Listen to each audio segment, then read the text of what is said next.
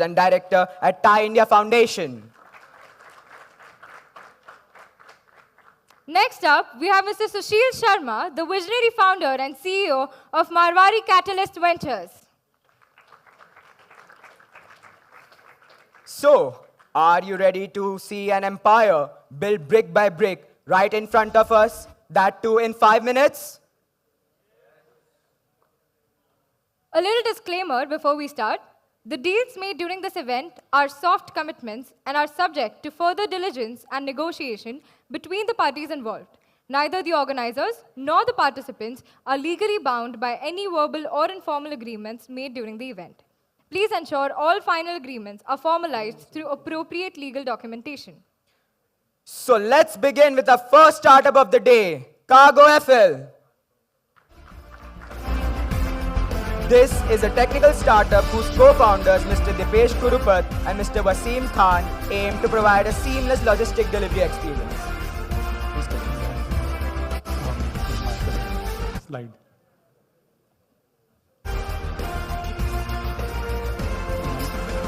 Yeah, hi everyone. Good morning. Can you hear me? Okay, good.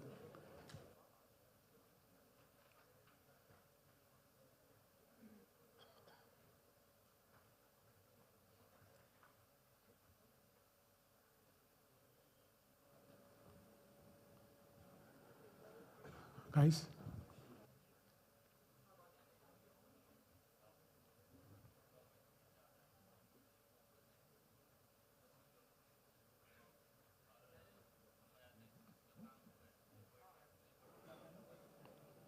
There's some problem with the PPT.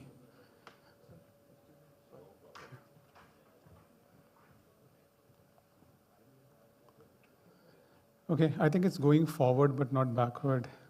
Okay, yeah, hi, good morning panel. Good morning audience. This is Dipesh. I am the co-founder and CEO for Cargo FL.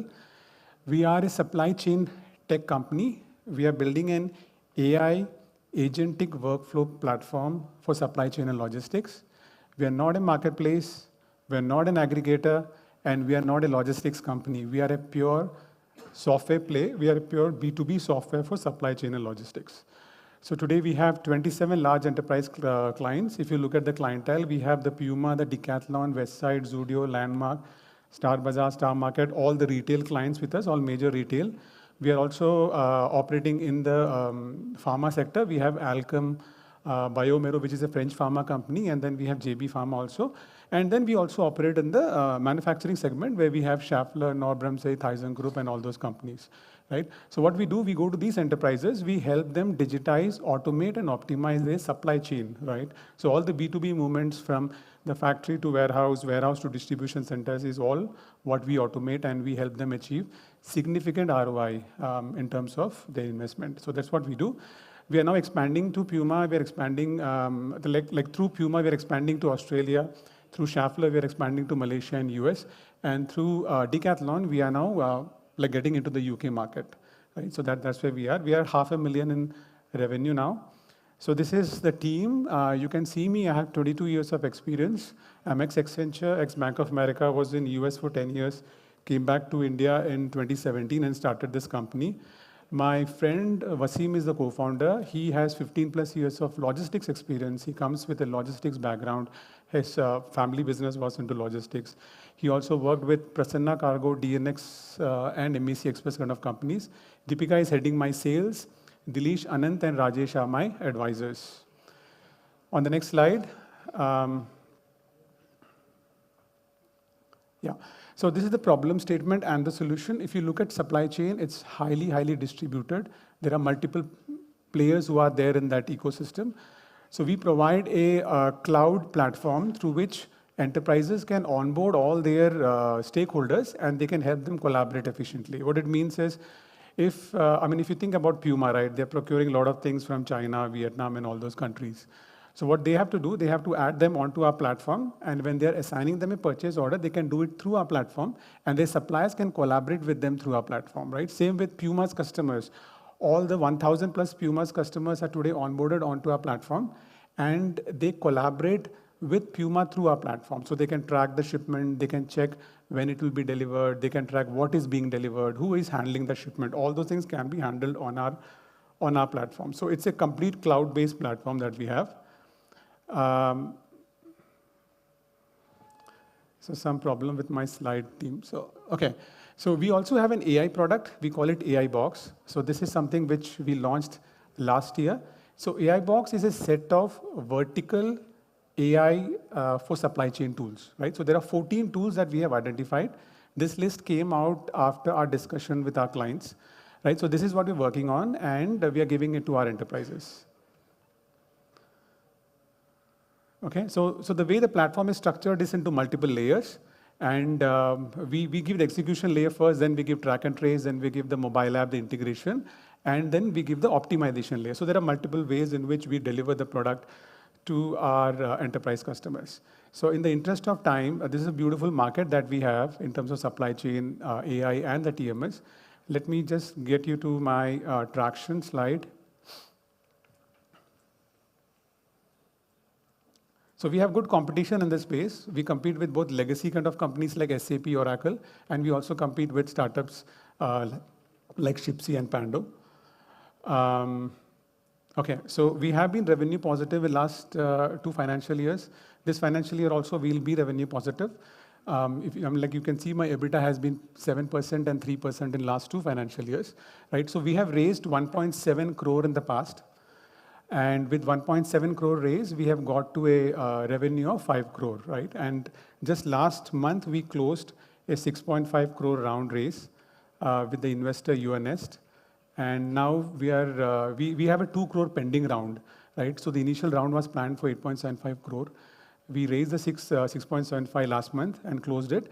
So this 2 crore is what we want to close in next 3 to 6 months. So that's where we are.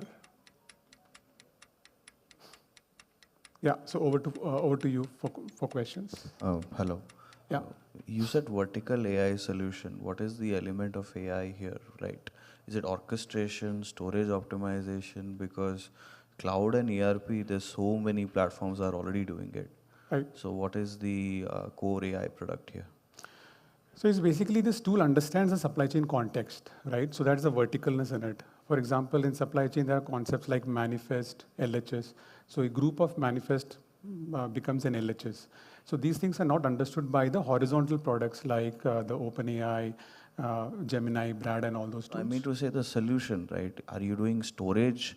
Are you doing optimization? Are you doing, like, what is the problem you're solving through AI? Optimization. Yeah, not storage, optimization. Optimization. Yeah, So yeah. how So do it's you an do application it? level. So is it like automation?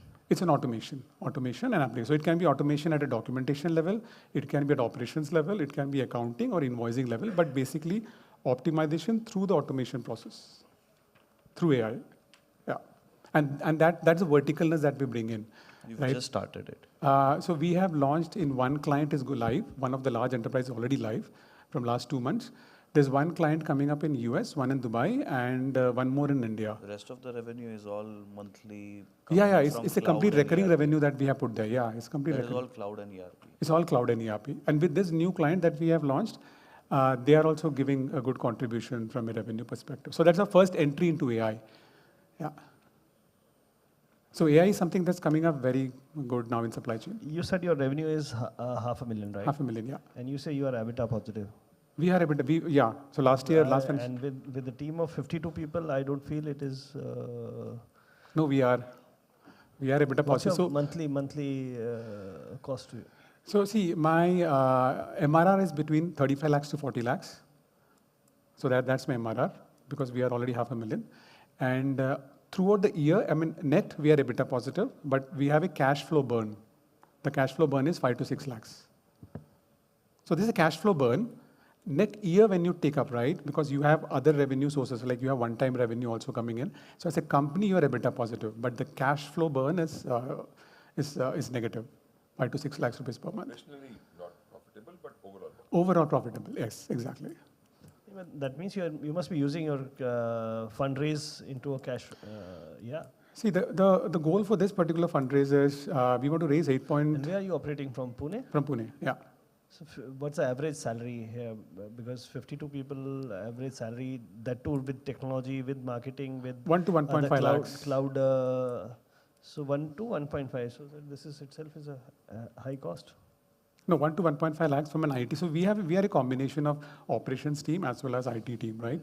It's not all IT.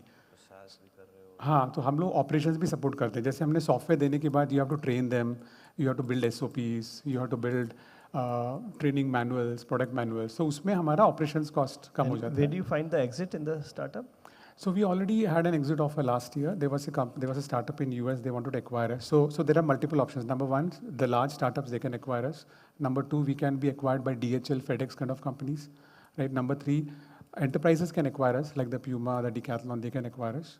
And number four is our IPO that we're planning. You already diluted 40% equity so far. Yeah. And, do you plan to do next round or bigger rounds further? Yes, in next 18 to 24 months. Isn't it too much of dilution already at this stage? See, basically, we are revenue focused at this point. Our goal is to get good investors. So we got now UNS, right? So UNS is a good investor. So we are working with them Series A, strategically. you will dilute another 20%. You will be left with not even half of the company. I understand, but it's all about building value in our company, right? Yeah, and we need funds for our growth. So we need to look from that perspective rather than, instead of looking at the dilution now, I think we have to look at value creation and how you build the value on that percentage. But I do understand. I'm talking to one investor and they are looking at the buyback options. So those things we can work it out. My suggestion, bring it back to like at least 70 on your control. Yeah. Yeah. No, I understand. Yeah, it's tough. Hi. It's tough. Yeah, hi. So I think you've pitched to us before, na? I think you Yeah, and Bhavana, yeah, I know Neeraj. Yeah. Yeah, I met him last year, and somehow that didn't happen. So I've seen हाँ, your you know, मतलब I- काफी yeah, I'm in detail touch. में we've gone Yeah, into yeah, the yeah. business. So अभी मुझे बताओ, just tell me the difference from when you pitched to us till now. What is, change in revenue? What has changed fundamentally? So fundamentally हमने क्या किया last year when we were here, we were working in 2 verticals. Now we have 4 verticals. तो पहला vertical है एक तो enterprise focus जो हमारा है, दूसरा एक तो AI है. So that is something new. We are also launching a government vertical. So the PMPML today, the Pune Road Transport runs on Cargo FL, right? So they use our software from last 3 years. So we are getting inquiries from Pune Municipal Corporation, Karnataka State Road Transport Corporation. So we are giving fleet management to all the municipal corporations. So that's a new thing that we have launched altogether. That itself can take us to multi-crore revenues in next 2 to 3 years. So that's something which we're betting on. So I am focused on enterprise and AI. My co-founder Wasim is focused on the government vertical. Then I have Deepika who's heading my sales. So she's focused on the domestic vertical, right? So that has changed. How much runway is left with you? We have 6 to 8 months. And so ever since you've introduced this AI as a vertical, can you tell me just the deployment that you've done on that? Right. So we are charging a large enterprise 2.5 lakhs rupees per month on the AI. So that's the first customer that we have got. So as we add more enterprise customers, I think that AI revenue in India will grow. But the inflection point is when you get one customer in US from an AI perspective. So I'm talking actively to one customer in US at this point. So we have onboarded head of sales of a very large enterprise he's investing in this round. So he's helping us drive the sales strategy in US for AI. Because that's the AI digital transformation is where we want to focus on. I was about to say that because we are also a US India fund enterprise SaaS. So would love to see the demo of the vertical AI solution and then I can tell you. Definitely, yeah. So we are very deep now in AI. So we have a different vertical altogether. Yeah. Just last question. Please. From the amount that you're raising, how much will you deploy in each vertical that you're running right now? Yeah, good question. So 50% will go into AI and 25% will go into my existing TMS product and the remaining 25 will go into my government client. By the way, we already had the fund remittance. So our runway is better now. Just last month, we finished our fund remittance. 6.75, yeah.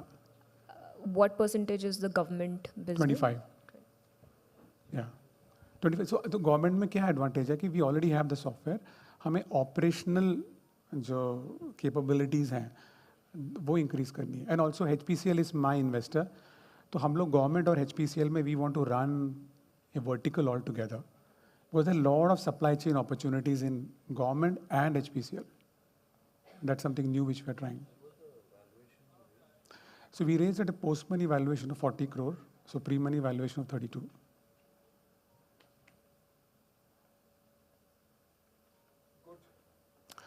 Thank you. Appreciate your time. Yeah. Yeah, I'll just say one thing. Guys, because COEP's students are also here, we are looking for good interns and trainees from an engineering perspective to join us. So you can find me on LinkedIn, right? So we have a lot of AI use cases and AI work coming up in our company, right? So if you are interested in working on real AI use cases, please directly DM me. Don't email me, please. It goes off. Just DM me on LinkedIn, and I'll ensure that I respond to you, and I'll have an interview schedule with you guys. Thank you, guys. Thank you. Thanks all.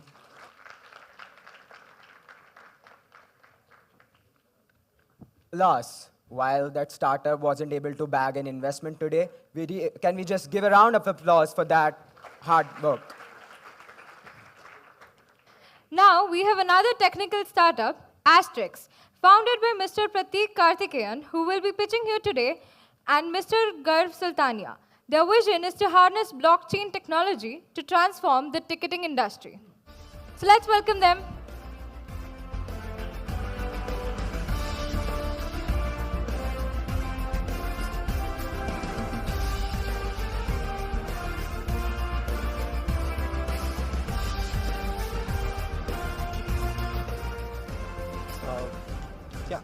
Hi, my name is Prateek, and I'm pleased to present Asterix. At Asterix, we aim to transform the live event and fan engagement industry across India.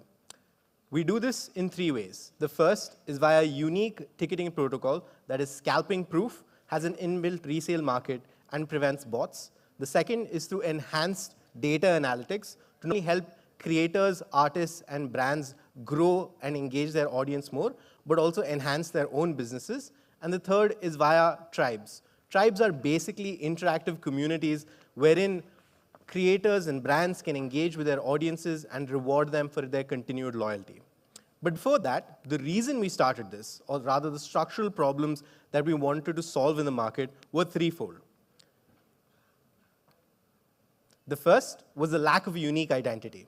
That is, because of widespread ticket scalping, fraud, and bots, as we saw with the recent Diljit Dosanjh and Coldplay concerts, because of the lack of linkage between a person and their ticket. The second is creator fan engagement remains completely stagnant. The first we solve via creating identity-driven ticketing by adding blockchain as a layer of security. The second structural issue is the lack of transparency, in that firstly, there is no data transparency between organizers and the actual ticket holders. That is, organizers today using current ticketing platforms just do not know who their audience is because ticketing platforms do not give them this insight. And the second is the lack of a structured and secure resale market. Oftentimes, you see whenever an individual wants to resell their ticket or buy resold tickets, they have to go on social media and try to buy tickets, but there is no surety whether these tickets are genuine, and oftentimes they're sold at a massively inflated price. We solve both of these issues by creating an inbuilt resale market wherein tickets are stored on blockchain, so you're guaranteed of their authenticity, and also data analytics give creators and organizers better insight into their actual audience. The third is more of a larger issue that we developed a thesis for over time. The third is the lack of long-term growth. In that currently in status quo, communities around a particular creator, whether they be a music artist or whether they be a painter or whatever you have it, or a particular brand, are fragmented across various social media channels. You'll have your YouTube content on YouTube, you'll have your music on Spotify, you'll have your actual community engagement on Discord and whatever other platforms you can sort of think about. We think that's an issue, and you need a centralized market to sort of engage your audience and also give them content at the same time and an ability to monetize them. And of course, that leads to, since you have a fragmented community, this leads to inconsistent revenue streams because you're always paying this ping pong match of sending them from one platform to another, to another, to another. We changed this using Asterix tribes, wherein you have communities created on platform, wherein you have the upper funnel of ticketing, which leads them eventually to the content that you sell them, and to have engaged communities where your own fans continuously talk to each other, but also earn rewards and the opportunity to directly talk to the creator themselves.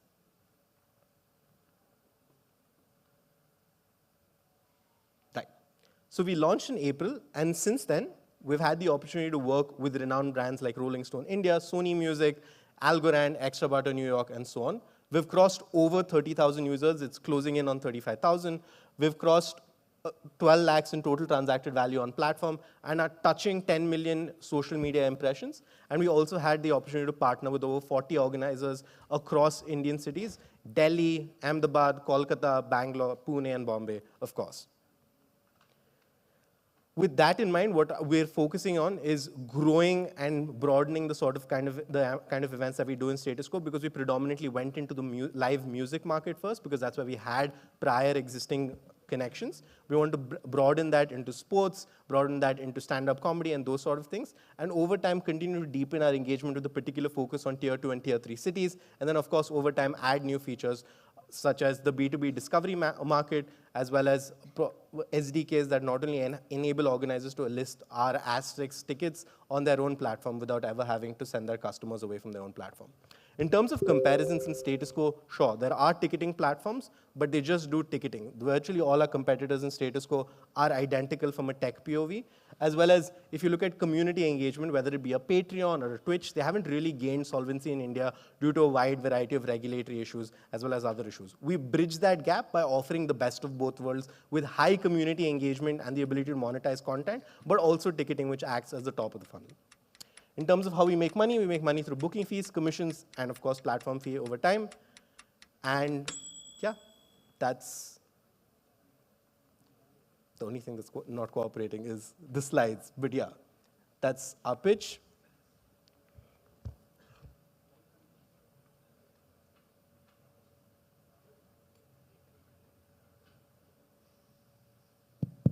Can you talk a little more about your tech stack? Like Sure. blockchain on what? Solana?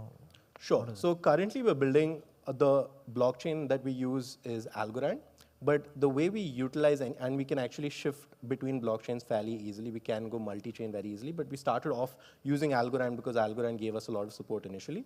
But we can go multi-chain fairly easily. But the user experience on our platform is completely Web 2. Nobody actually knows that they're interacting with the blockchain. You come onto a platform, you don't link a wallet, none of that. You come on, you pay, you create an account using Google or email ID or WhatsApp, and then you pay using UPI, debit card, credit card. Nobody knows they're interacting with the blockchain at any point in time. It just makes the entire user experience significantly smoother, because what we recognized was the moment you add stuff like wallets and you link your MetaMask and those kinds of things, the average user gets scared and your ability to create a mass product is completely gone. So that's how the tech stack operates. In terms of how Tribes operates, we also have all the interactions stored on the blockchain.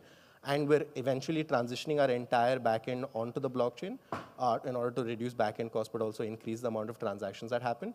So most of the backend right now is currently on blockchain, and we're in the process of migrating like 100% to it. So you've seen some traction? Yeah. Right now? So we crossed over 30,000 users. Not users in terms of revenue. Yeah. In terms of revenue, so we've crossed over 13 lakhs in total transacted value. Of course, since we're a platform, business margins are low. We make about 10% on that. But of course, we launched with ticketing initially just to get our product out there, get continuous feedback. And we got all of that feedback in at a rapid pace, and we're continuously iterating. What kind of ticketing? Can you help me understand the segmentation? So ticketing right now, we just focus predominantly on live music, live music events surrounding music artists and that sort of thing. So going out on weekends, that kind of thing. But of course, we ended up doing one digital collectible campaign with Rolling Stone India featuring some of the biggest artists in India like King, Anuv Jain, Charidiwari. So that was just selling digital collectibles in which kind of acted like a raffle prize, wherein they purchased them, they stood a chance to win a personalized reward. So that was one side of it. And of course, we did one corporate conference as well, but that was for Algorand. So is your right to win vis-a-vis the Book My Shows, or even if Zomato decides to launch their platform, right? What's the stickiness over here in the long term? So I think the stickiness is threefold. The first is right now is the larger players. We were also kind of hesitant when Zomato wanted to launch their ticketing platform, but what they were doing was identical to Book My Show. Book My Show no longer has solvency with medium to small organizers, but they form the bread and butter of the live event industry simply because they give no data to them. Their commission structure is absurdly high. It ranges, I've heard, as high as 26 to 28%. And the widespread scalping and bots that currently happens with these platforms means that customer trust has gone to nearly zero. Like they said, Coldplay tickets were sold out, but suddenly like there are more Coldplay tickets on sale in Bombay. So we think these three things, in addition to our ability over in our additions in terms of tech offering blockchain ticketing, wherein if you resale tickets, a person resells ticket on platform, they only get the money they put in back. But the additional revenue off of that, say a 1,000 rupee ticket I'm reselling, but the resale price the organizer has set at 2,000, the additional 1,000 rupees goes to the organizer. So we've built this entire platform with the mindset that we need to empower organizers and creators more, but our competitors have never structured themselves in that mechanism at all. So that's precisely why even in the US, a small company like Posh was able to push Ticketmaster, which is 15, 20 times bigger than a Book My Show. And Posh did it, so we are also replicating the same thing. And it's been done in India as well. Sort My Scene was able to very quickly grapple market share by just offering slightly better commission structure. We have significantly larger moat than them in terms of technology and the other things I spoke of. Thank It you. also works as B2B2C. Sorry, sir? This also works as B2B2C. Of course, sir. So we appear to be very user-focused, but and gain most of our revenue from users. But what actually happens is that we predominantly approach organizers to list their tickets on us, because today there is no loyalty towards a particular ticketing platform. I only care about the artist or whoever I want to see and buy their tickets. I don't care where I buy it from. That's why we offer the most lucrative deal to the organizers and the businesses. So in a sense, yes, we are B2B2C, but we're more B2B than B2C. Tell me one thing, I mean, what you mentioned about being very friendly to organizers and creators, is that at the cost of your own margins? I mean, I want to know how will you increase those margins? So in terms of margins as well, sure, the ticketing margins themselves can't be excessively high, but we will also make additional revenue every time a ticket is resold. So a percentage of the resale value will go to, of course, the organizer and to us as well.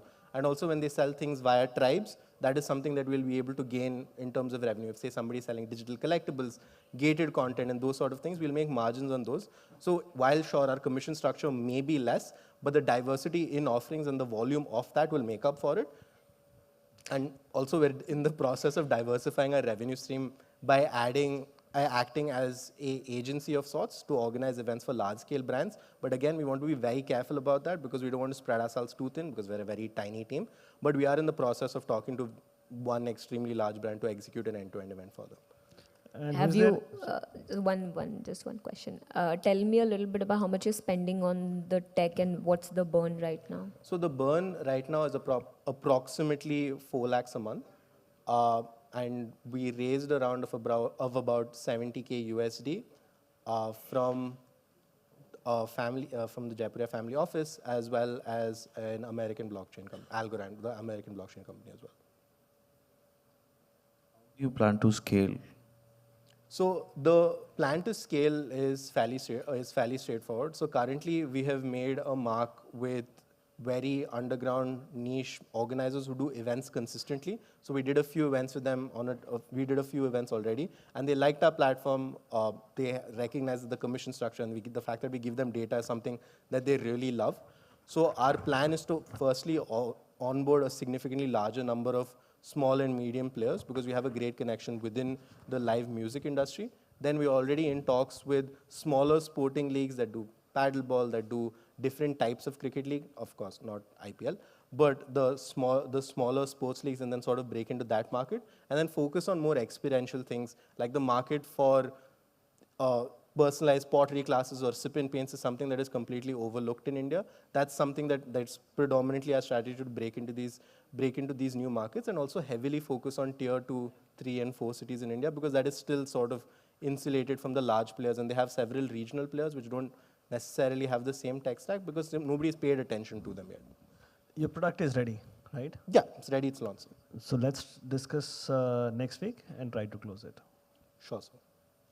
So the biggest market that I thought that you are pitching is the resale and the security behind it. How big is that in comparison to a movie ticket or the mass BMS, Zomato, things that don't care if I give my ticket to my son or my friend? And it's a very small market. Off late, there are concerts that tickets are being resold. But there are concerts and events that tickets don't get sold at all. So it really doesn't matter whether it's BMS, Zomato, Ticketmaster, Eventbrite, or so many other companies who can sell tickets and entry. So what is that market size in your opinion? So market sizing, I mean, globally, it's fairly No, no, large. But India in की India, बात, in India, secondary ticket sales is approximately 80 million USD. Is based like if we size Like it. since when?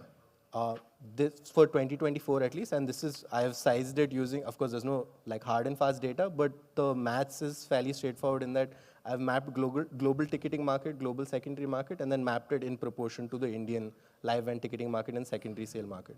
And right now, even if you look at secondary, So does the organizer really care if person A sells to person B and person B gets cheated? How does it matter to the organizer?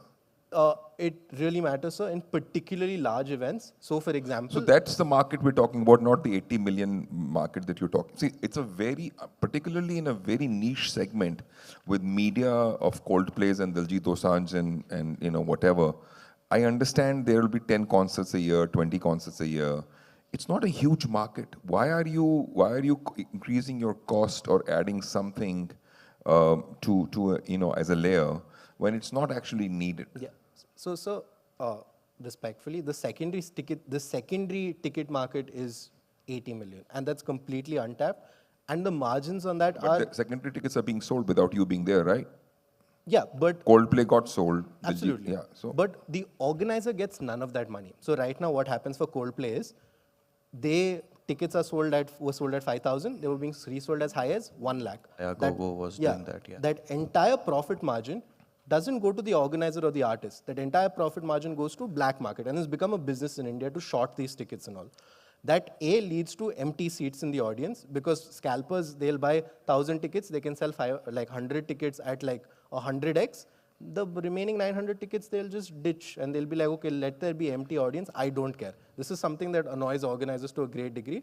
The moment we allow for them to get some of that portion back and ensure that there is actually an audience capacity, that is something that really helps out, because now the play is also this. Brands have begun to recognize that when a big concert says, okay, I'll get like 10,000 people to come to the audience, if we have approximated between 20 to 30% of that gets scalped, and you're losing a big chunk of your audience actually never coming to the show because those tickets went to the black market, that is a pain point for the organizer. Because brands why is that a pain point when they've got their revenues?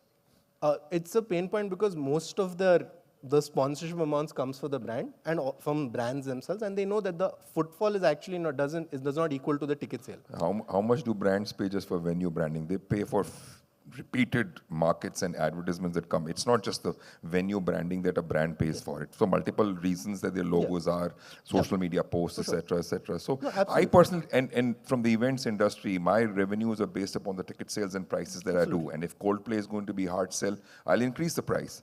I mean, and so is, if you can see who's performing, वो कौन है Hindi singer अभी? A से नाम है जिसका? Arijit is performing across India right now. The tickets are expensively priced. It's more than Dubai or what Singapore would pay. So the organizers know that this will happen. I mean, I don't see a huge resale challenge as far as an organizer is concerned, because his revenues are secured with whatever pricing and number of tickets that he does in terms of ticketing. He's not depending on that resale revenues as such. You're just giving an added income to them. So we're giving added income to them, and that can be in between selling 100% of tickets to selling 150 tickets just because of the resale price. So they could hold back 150 if they thought there will be black marketing. Why can't they hold that back? Or they can increase capacity. See, I'm just saying that, are you actually solving a problem that is a problem? That's my basic premise. So for sure, sir. Like even before the first line of code was written, we went out and spoke to 100 organizers, like actually spoke to 100 organizers and asked them, is this a pain point that you face? And most of them said that this is a massive problem for a wide variety of reasons. Because the simple math was, even the first person who invested in us, he said, somebody came and offered to sell me Cricket World Cup tickets that were 5,000 rupees at the time, but they offered to sell them at 25 lakhs. So sometimes the markup is beyond insane. And if that's something that leads to losses on the organizer as well. And do you think that will stop? Because I want to see India, Pakistan in Dubai. Do you think I will not go all out to buy from the black market and be there still? Do you think you're the only way that I can get the ticket? No. No, absolutely So not. why would I share my percentage if I can get all of 25 lakhs? No, That's okay. I mean, I'm just my point of view. sure. Sir. And also these big platforms, right? I mean, once they realize that they're actually at the losing end, they'll also take measures to, make sure it never happens again. I mean, whatever happened this time with all these concerts, they're not gonna, let this happen again. So, and dusra, like my second point is then the two verticals. Ek to ye secondary market and ticketing is there. Okay, so again, the point that you mentioned about Sort My Scene. See, Sort My Scene became big because they were tapping the events that the big platforms were not tapping. Firstly, there was never an overlap. I studied like Sort My Scene like pretty well. The events were never an overlap there. So I get if you want to get into the live scene in some cities where there are no other apps that are catering to it, that is fine. But the secondary market, I agree that there are many ways to circumvent it. I don't think that will be a moat. Thirdly, the fan engagement part. That's a big assumption. Ki, people will come and then they will engage, because I know a lot of other platforms have tried to do it. So far, it has not really worked. So I just feel there's a little bit of conflict there, and you need to focus on one thing that you can capture completely without too much competition from whatever exists in the market. Sure. It's my comment. Oh, yeah, no, no. Yeah, that works. Thank you so much.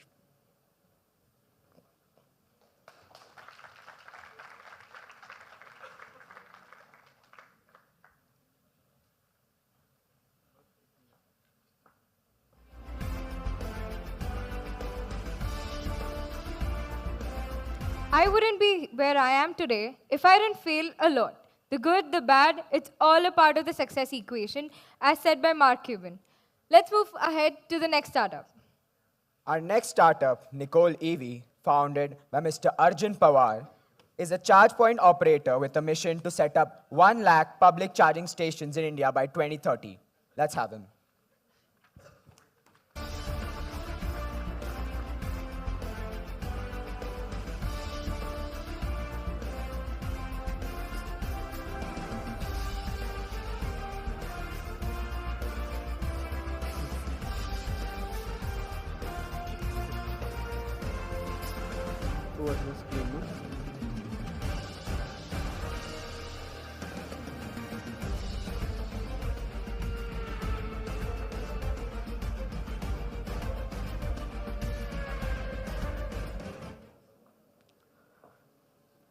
Shall I start? Yeah. Good afternoon, everyone. I am Arjun Pawar, founder of Nicole EV, and we are in the business of EV charging infrastructure. It's been 3.5 years we are in this business, and we are evolving from being a charge point operator to energy company in future. And we ourselves set up EV charging infrastructure, manufacture EV chargers, and we have our mobile applications for the EV users. So 3.5 years ago, when we were working in the EV industry, we understood the pain point of the EV users or the people who wanted to venture into EV or want to buy an electric vehicles. It was the infrastructure. They wanted to have the infrastructure first and then buy an electric vehicle. And that's the scene today as well. In India, currently, we have 1 charging station against 135 electric vehicles, whereas the global average is 1:40, which is three times lesser than the global average. Indian charging infrastructure. Also, if you can see, many of these charging stations are not functional. Most of them are not located at places where you can go and charge your vehicles because you are traveling with your partners, your family, colleagues, and you don't have space to sit in this area. You also have to wait under the sun. Sometime in the monsoons, you face issues during the rains as well. So to solve all this infrastructure problem, to create the EV ecosystem, to start the building of infrastructure, we started Nicole EV. The idea was to build infrastructure first, and then slowly we evolved into manufacturing of chargers as well. Then we understood that we need to have that functional infrastructure also. So till now, we have developed more than 3,000 chargers. We have more than 3,000 chargers on our mobile application. If you can see, we have built infrastructure in almost western part of India. We are present in currently 4 states.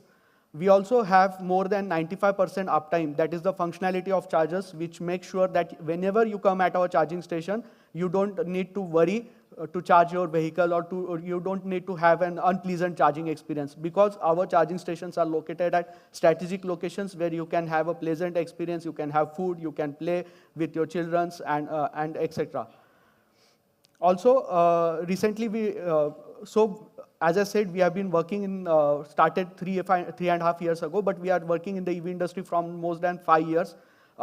We have team of experts who also have joined us from various segments. Anurang, he is a former co-founder of a software company which used to develop software for electric vehicles. We have Vikas, who used to have his own charging company. He has recently joined us 4 months ago. We have experts from operations, sales and marketing, and product development as well. I myself was also selected as a 40 under 40 EV industry leader last year. And I've also been actively working in the EV industry to promote the overall adoption of electric vehicles. We also have developed our own charger. Basically, it's a 3-in-1 charger. If you can see, it can charge 2-wheeler, 3-wheeler, 4-wheeler at the same time. So it brings your overall operational and maintenance cost of maintaining 3 different chargers by 30%. So it saves your money as well, your parking space, and your overall wiring and electrical work required to maintain multiple chargers. So as we have multiple offerings, we have segmented our market based on the product that we are manufacturing. We are going to sell it to the other operators and through dealer network. The infrastructure that we are building is being focused and installed on highways for the fast segment, that is bus and cars, which we are building on the highways for mostly other electric vehicle owners. And the mobile application, it can be used by any EV user to access this charging station for their booking, payment, and to finding the nearest charging station. This year, we are projecting to do a revenue of 3 CR, which is 50% increase from the previous year. We have got almost 125 megawatt units of charging done till now, till January. And we have more than 9,000 active EV users who use our mobile application. We have a very good active user base of 30%, more than 30%, whereas almost 3,000 users use our application once or twice in a month. So they have that confidence in Nicole EV. Whenever they come, their vehicles will get charged. We generate revenue from 2 sources, from the infrastructure that we set up and a recurring lifetime revenue source from the charging that happens at the stations.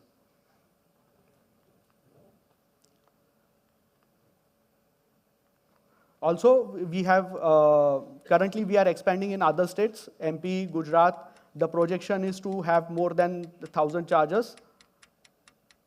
Right now, we are raising for our seed round, which is around 5.5 CR. We have got commitment of 4 CR, and we are looking to raise 1.5 CR. We are actively supported by marquee investors like WFC. We were part of the EvolveX cohort. We are supported by the CTO of Myntra. We were part of Science and Technology Park as well. Thank you. Can you continue in the discussion? Yeah, sure. Happy to have the questions.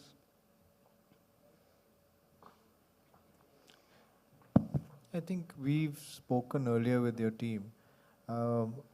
If I recall correctly, it was more CapEx driven than OpEx, right? Is it still the situation? No, sir. So it was 2 years ago we had the discussion. The chargers now we are taking on lease. So we have an asset lease model where we buy the asset on lease. We set up at the fleet infrastructure. So the fleet gives us a monthly recurring income. So initially the model was focused on the public infrastructure only. So now we are focusing on the B2B segment as well, along with the infrastructure. Infrastructure is taken care by the franchisee model. We as a company are investing in the fleet infrastructure where the charger is financed by the asset leasing agency. So, and just answer a question around that for sake of understanding, because I've always fundamentally had this issue in infrastructure. How do you then mitigate the problem of getting permission? जैसे अगर आपने decide करा कि भाई Pune highway से लेके Bombay highway के पनवेल के बीच में 100 लगाने हैं, लेकिन वहाँ पे परमिशन म्युनिसिपल का जो आपने लोकेशन चूज करी वहाँ पे नहीं मिला. So help me understand with this change in the model, how have you amended that piece? Sir, from the start as well till today, till 2027, EV charging infrastructure is a delicensed business. You don't require any license from the government to start. You just need to be an Indian citizen. You वो समझ गया, लेकिन you can't start or install that in any location, right? So, let's say food court है, food right, court में right, लगाना है, right. आप ऐसे तो जाके लगा नहीं सकते. So we have a tie-up with restaurant chains, just like Vittal Kamath and multiple other hotel chains. So we set up charging station at those locations. And for the fleet, we have our own locations in How city. many of those have been set up in the restaurant side, on the restaurant side? So we have 50 public chargers right now. These are fast, I'm saying. Slow, we have. You said you're only operating in Maharashtra, right? No, Maharashtra, Goa, and Karnataka. Okay, तो महाराष्ट्र में Pune Bombay highway के बीच में है? Yeah, it's in Lonavala. Lonavala where? Yeah. Lonavala where? At the toll, exact toll. Near the toll, there's a hotel, restaurant we have installed over So there. none of the food courts. Food courts, we have to go through the tender, government That's tenders. what I was trying to Yeah. understand, right? So there are some challenges which are still inherent in So terms of. we can go through the government tender process. We can do that. Right now, we don't have that much funds to scale, operate on that model. Okay, thank you. Do you plan to compete with, like, there are so many startups who are doing that. Even Zip Electric has started the EV charging solutions, right? So how do you plan to compete with those giants who are heavily funded? So Zip Electric is not into infrastructure, sir. They are totally into the fleet management. We are partners of Zip Electric, where we set up for their vehicles. Zip Electric also has equity in our company, and we are working with them actually. So their fleet partners can access our infrastructure. We have already started installing chargers for Zip Electric. And right now, in future, maybe in There are a lot of them, like Charge Up, Charge Zone, which you have Yeah. written, right? Huh. So how do you plan to compete there? So one is the uptime, and we have control on the infrastructure. So some of the CPOs, they don't have their own products. So in the last 1 year, we have developed our own product. We have that control on our product that we are installing in terms of operations and maintenance, and that's why we have managed to keep the high uptime. And other CPOs, they don't have, they are procuring these products from their other OEMs. And also, side by side, we are also building a network of individuals like vendors or electricians who can maintain these charging stations. And that's why we have started now onboarding other companies' charging stations on our network as well, where we guarantee them more than 95% uptime. So this is what we have started recently doing. We are also in discussion with MSCDCL, Maharashtra Discom, where we are going, where we have proposed them that we will increase your uptime from less than 50% to more than 90%. So you can give your charging stations to us. We will operate those on your behalf as well. So this is more operations heavy business. Operations is involved. Network building and operations is there, yes, for the public infrastructure. This is what will be required for the adoption of electric vehicles, unless the vehicles, the adoption is lesser in terms of the four-wheeler market and buses as well. 1.5 crore में आपका क्या होगा? Like, No, sir, the total round is 5.5. We have got commitment for 4 CR. 1.5 we are raising right now. The ask is 1.5 right now. And alongside the equity, we will raise debt, as Shashank sir said. So the debt will be used to install charger at the fleet operation location, where the recurring revenue will cater to the demand, the debts. what valuation you're raising? 30 CR pre-money.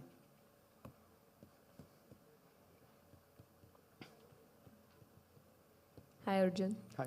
So we met here only 2 years ago. And that's how we funded you. So I'll tell what is the reason why we funded you, because I am already aware and we are already on the cap Yeah. table, like you've put it, you put the cap table there. So the reason was we've been in EV for a very long time, and I think we've invested in almost all aspects of EV, like battery mein, infra mein, mobility mein, OEMs mein. So we are everywhere in EV. With Blue Smart, around the time when I met him, we were talking with Blue Smart as to how they are going into infra, because they were also repositioning themselves from mobility to infra. They're not interested in being called mobility anymore. Same was happening with Zip also, like within that time. So when we met him, this could be a very interesting network for us, an infra network, which initially, yes, is OPEX heavy, CAPEX heavy, but in long term, there would be a lot of synergies within our portfolio, And we see this being used by, like you said, there are more partnerships than competition in long term. That's Yes. how we position ourselves. That's how he also, the vision that he showed us was also similar. This is how I want to work. We got them connected to Zip. Akash was instantly interested because he was also on the same lines. So he invested in them. So for us, I mean, they were a long-term bet and it would be the same. And glad to see you here again. Thank you. And we have started with BlueSmart as well, as since they are recently launched in Mumbai. So we have started the integration with BlueSmart where they can access our chargers in Pune, Mumbai regions as well.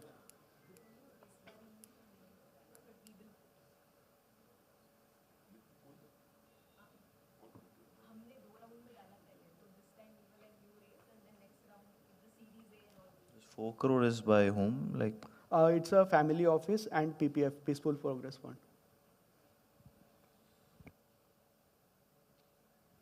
Thank you. Thank you.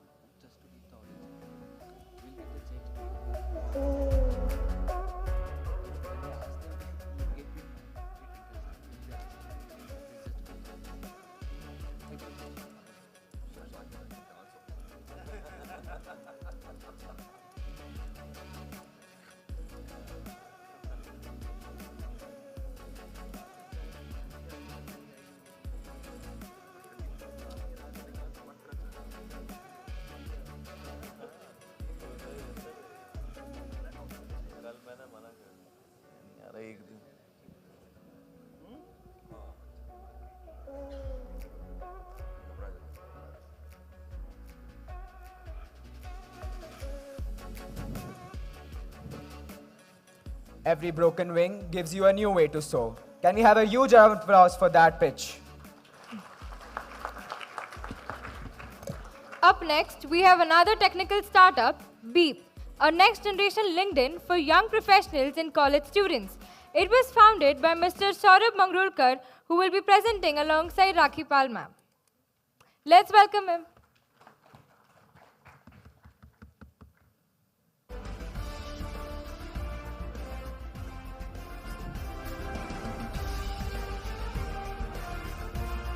Hello. Awesome. Great. So my name is Saurabh and I'm the founder of Beep. So with Beep, the biggest problem that we have today, there's a huge gap between a student coming from IIT versus a student coming from a tier 2, tier 3 college. The biggest gap that is that a student who's in an IIT, they have access to mentors, they have access to people who have gone to Harvard, Stanford, they've built $1 billion of businesses.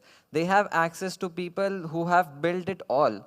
They have access to events, internships, job opportunities, more than thousands of them every single year. But if you look at a tier 2 student, the only aspiration that they have is koi bhi job lag jaye. And they're still not very clear.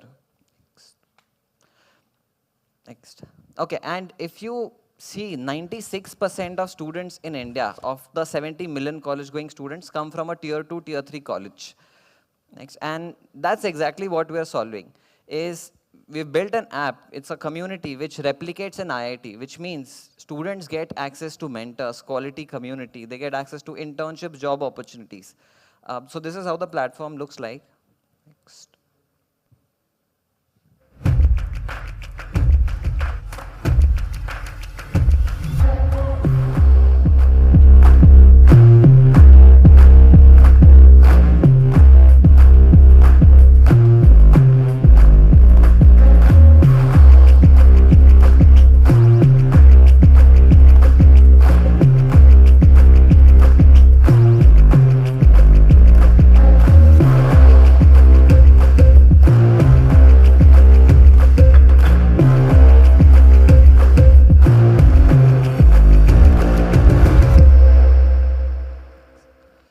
So with Beep, it's a very simple three-step process. Step one is we acquire students. We acquire students through college partnerships. We acquire students through events. We acquire students through internships.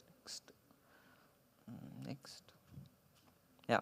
And second is we engage these students on our app, which is the community, wherein they attend events, they attend internships, job opportunities, they connect with mentors.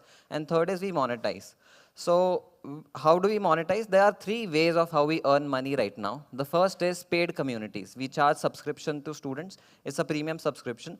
Second is edtech integration. So we work with companies like Growth School, Upgrad, and Academy, wherein they list their courses on our platform. And third is freshers recruitment tool. So it's an AI platform wherein recruiters hire freshers and interns on our community. Next. So this has been the traction so far. This year we are doing about 2.4 crores in revenue. We are looking at a MRR of about 20 to 25 lakhs on an average. We have about 550,000 students on the community right now. We have more than 700 colleges who have placed pre-orders that they want our communities in their campuses. Next. We have more than 4,000 recruiters who are hiring on our platform, companies like Policy Bazaar, MyGate, companies like Zepto, Zomato, who are looking to hire campus ambassador, freshers, interns through our platform. Next. All in all, what we're trying to build is an intelligent data of the entire youth population. We have 32 data pointers about a student, right from his early education, his or her interest, future aspiration, to are they ready for the workplace or not. Next. So year on year, so last year we had done about 80 lakhs in revenue. This year we are crossing more than 2.4 crores in annual revenues. In terms of students, last year we had done about 90,000 students. This year we have crossed more than 550,000 students on our platform. Overall, so far, pretty much all the efforts has been in terms of product development, working with students, understanding their needs. Now we have a full-blown product. In the next 3 months, we'll be acquiring about 1 million users. The goal is to get to about 50 crore ARR in the next 2 years. Okay, so we've been awarded by the Chief Minister of Maharashtra, Honorable Devendra Fadnavis ji, Education Ministry.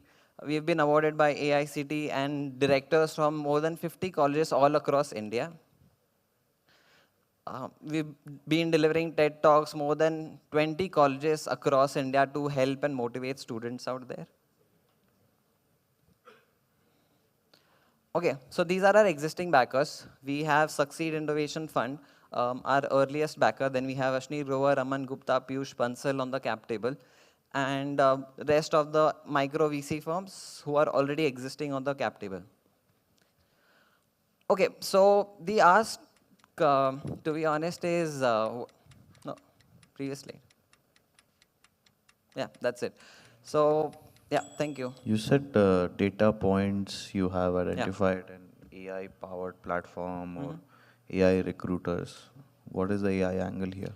So there are two parts to it. We are using AI in student side of things and recruiter side of things.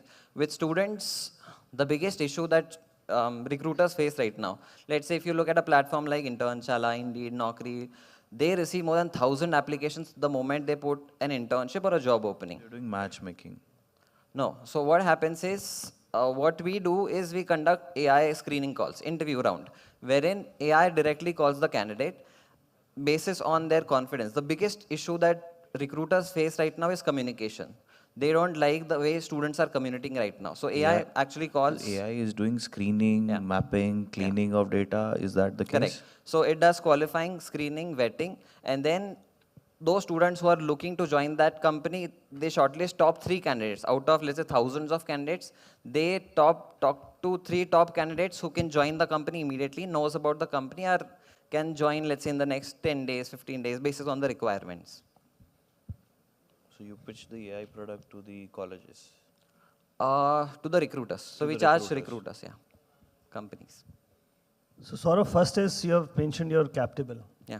Have you seen it? Sorry? Have you seen this detail? Because you have investors 25%, founders 75, and 10% each. Actually, so 110% equity is. So it's 65% and 5% is ESOPs. The rest is investors. And can you give me the breakup of your revenue? So about so far, the recruiters and the subscription model, student subscription, we launched it recently.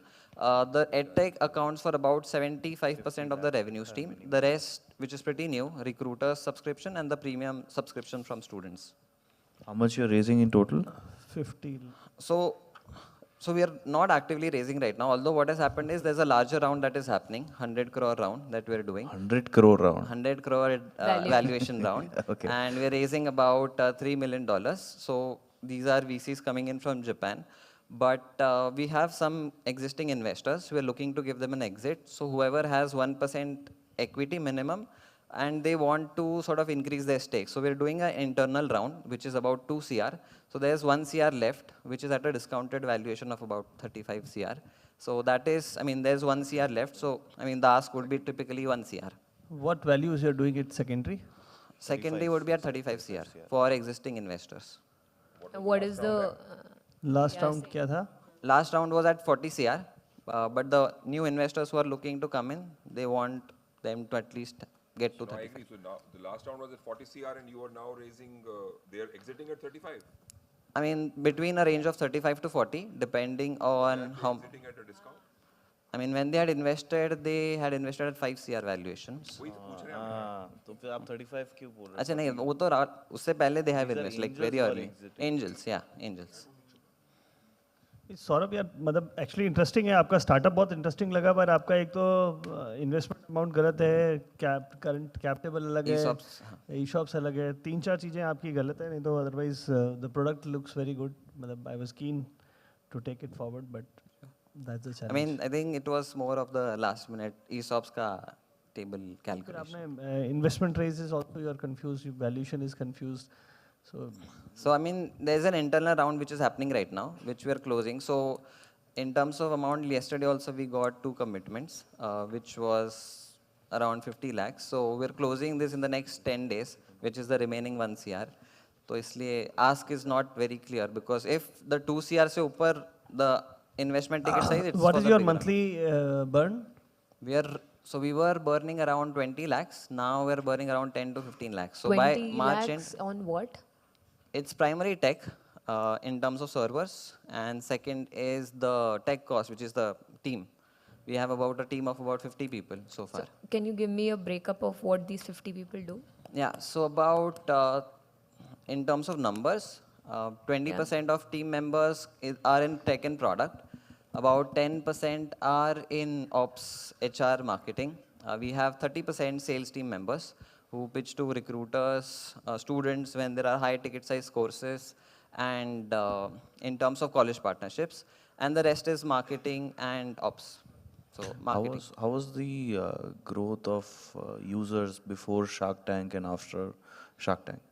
So before Shark Tank, we had roughly around 30,000 users. After Shark Tank, we acquired about 1.5 lakh students.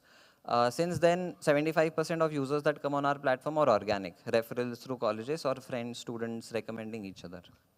And what's the total amount you've raised for this 25% of the equity to investors? Around 6.5 CR. ये Shark Tank पे deal you got at what valuation? It was at 15 CR valuation, which was 2 years back. Okay. Are you ready to dilute at 15?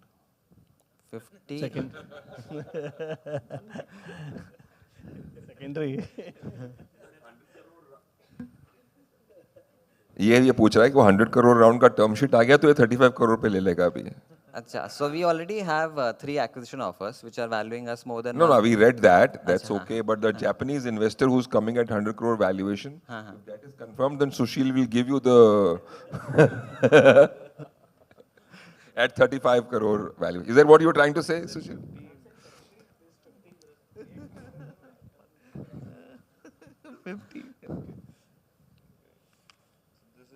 Bridge or what you can call as a secondary. Yeah. Secondary sale plus.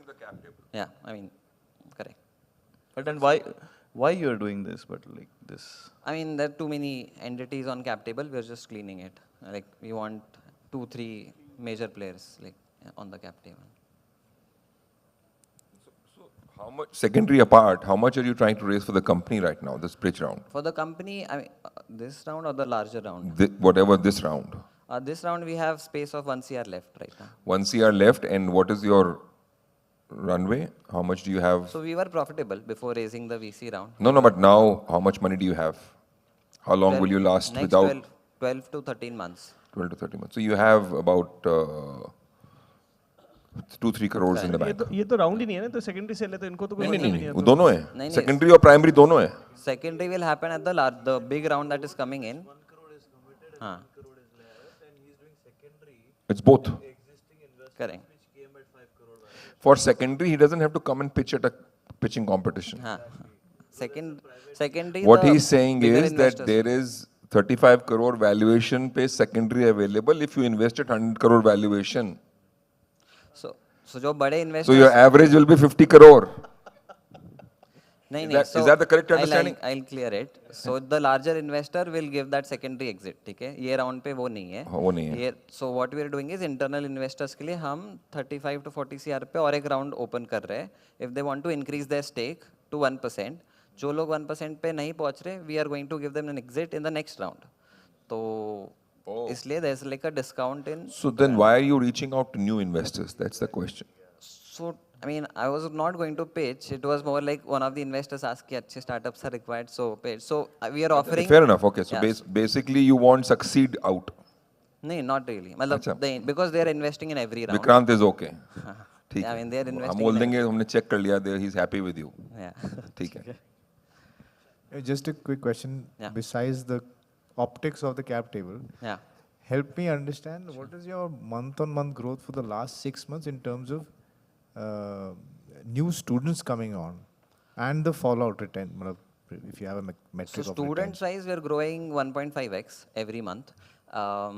We weren't putting much on marketing. Now that the product की subscription बहुत ही focused है. हाँ. Just give me the numbers I asked you specifically. 1.5x month on month students. In terms of retention, you asked. Yeah. Day 7 retention is about 28%. Okay. And MAU by, so we count weekly active users. Weekly active by monthly active is roughly 40% right now. So 40% of users come every week. And all you're making more revenue from the subscriptions from the students or the partnerships from the modules you receive from the academies of the world? So subscriptions both are new, launched 2 months ago. We are doing now around 3 lakhs a month from subscriptions, which is growing rapidly. But majority, 70% of revenue comes from edtech partnerships, courses पे sales जो होता है, because high ticket size 70,000 course, 80,000 course, उससे सबसे ज़्यादा है. But we see कि recruiter subscription and student subscription will overtake in the next 1 year. 80% of revenue will account through recruiters and students का subscription. But the rest will be edtech की courses के through. There are platforms which are doing AI recruiting, Yeah, so the especially with the enterprise side. Yeah, Right? so the best thing that we have is distribution. We have more than 5 lakh students. We will be acquiring 1 million users in the next 4 months now. Distribution, we have vetted the students' data, we have vetted their quality, screened them, qualified them, and not just that, we are training them. So if you look at our premium subscription, we have a thing called Work Ready program, wherein we talk about ethics, communication. कि यार recruiter ने अगर fire किया, so how do you approach that? So all of this is not taken care by students. So we are covering for the learning, training, and then vetting and telling them. So the best part about student now is in the next 1 month on the platform, you will see, you will apply for an internship. You'll get rejection in 2 minutes or acceptance. कि तुम्हारे profile पे ये सारी चीजें missing है because AI will do the interview screening and students are paying for it through the subscription. So instead of कि student applies for a job, he waits for 2 months to hear back from recruiters. He will get in the next 2 minutes. कि rejected है तो क्यों rejected है, approved है तो क्यों approved है. So that's something that we are solving apart from just the recruiters part. Saurabh share करना अपनी डेक, फिर अपन इसके बाद बात करते हैं. ये data is not exclusive in any way, right? I mean, do you have some research on, let's say, these students would be on other similar platforms as well? Because we have also invested in similar companies where they also get data बहुत है.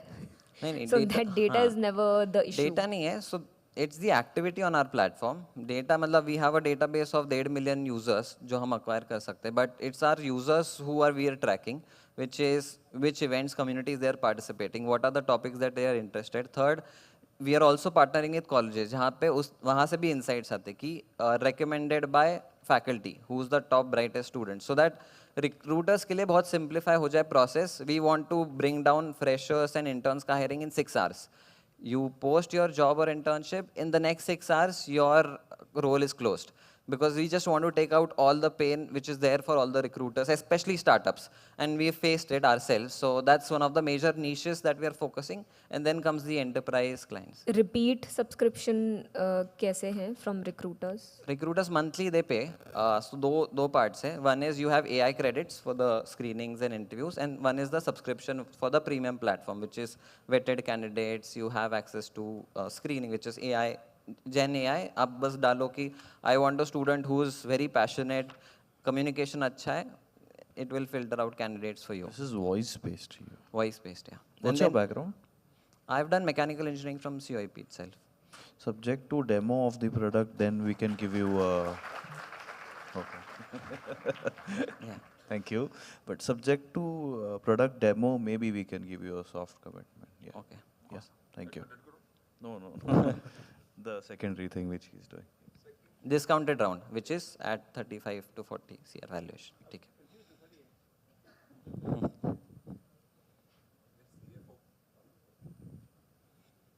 Your CFO, because these two Jodhpur boys will confuse you with numbers. We invest with the confused numbers. Done.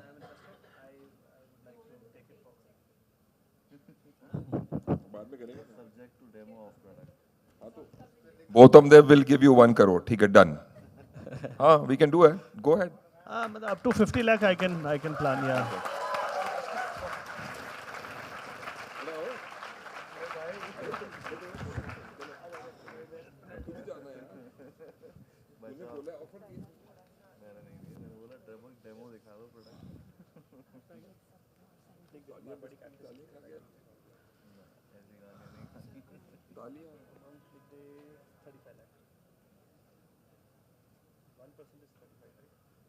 Yeah.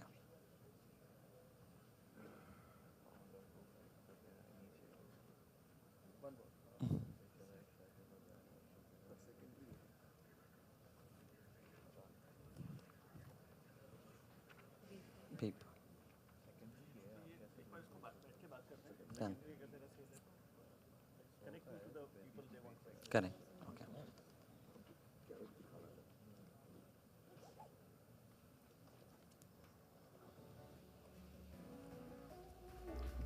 All right.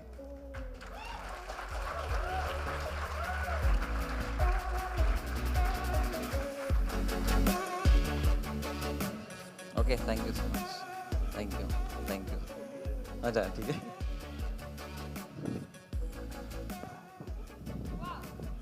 An incredible pitch. Huge congratulations to him. It's clear that he put his heart and soul into it. Now, there will be a small Q&A session of the audience and our sharks. So, does anyone from the audience want to ask any question?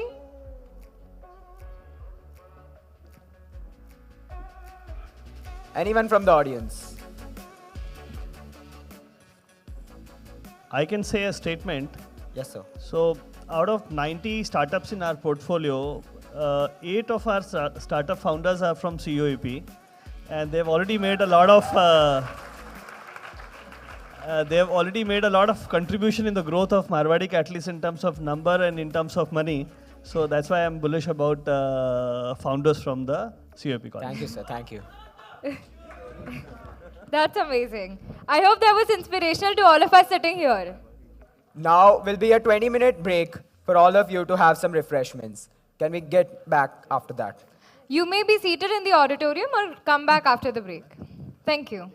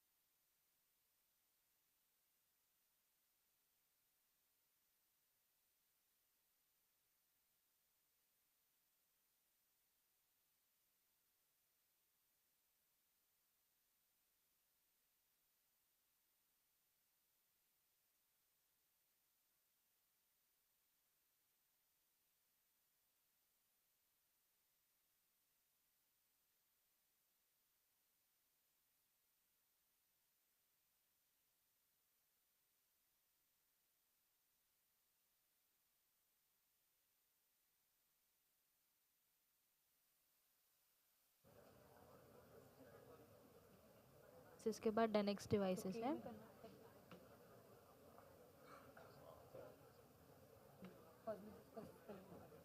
कि मेरे को रुक ढूंढने देना। हाँ, OZH Prateek Kartikeya, ZH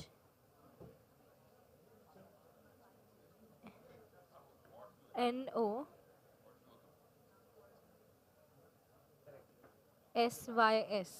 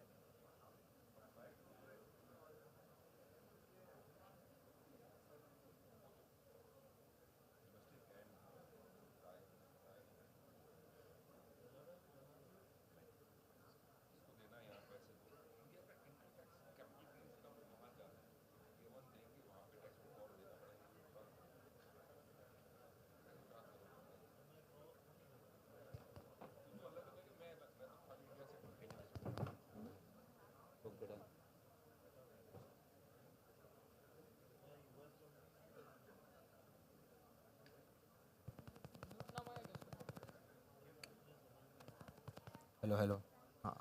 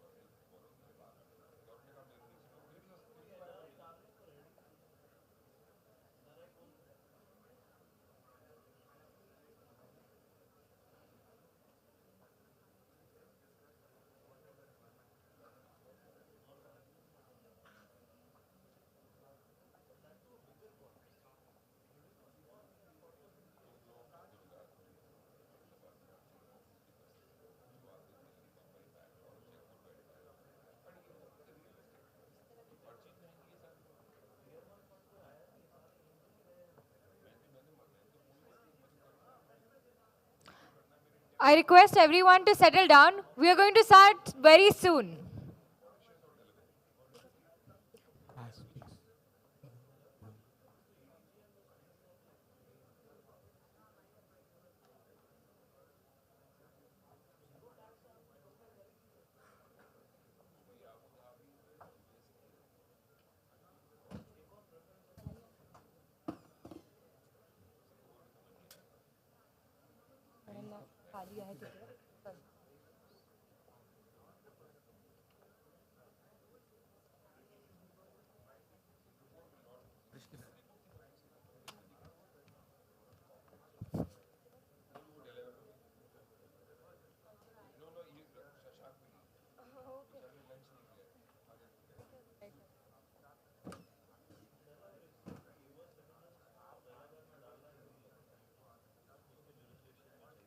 पकड़ ये तो देख फ्लैग, ये ले पकड़।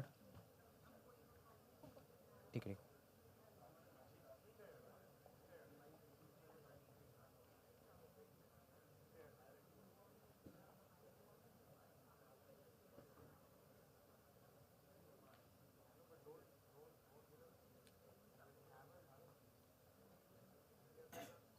क्या मिला क्या वो प्लास्टिक्स का? वो बाहर ही रुका है एक जन, उसको बोल दो ना प्लीज़। ऐसे थोड़ा बूढ़ा है, जैकेट टाइप पहन के अंदर बैठा है, नहीं मालूम। मैं भी कैसे बताऊँ?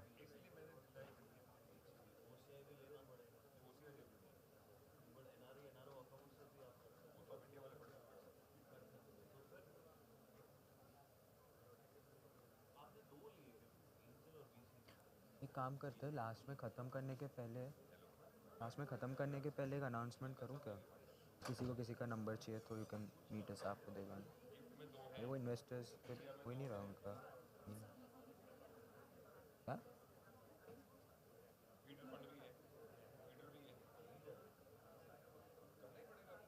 लाइट बंद कर दी, लाइट बंद कर दी।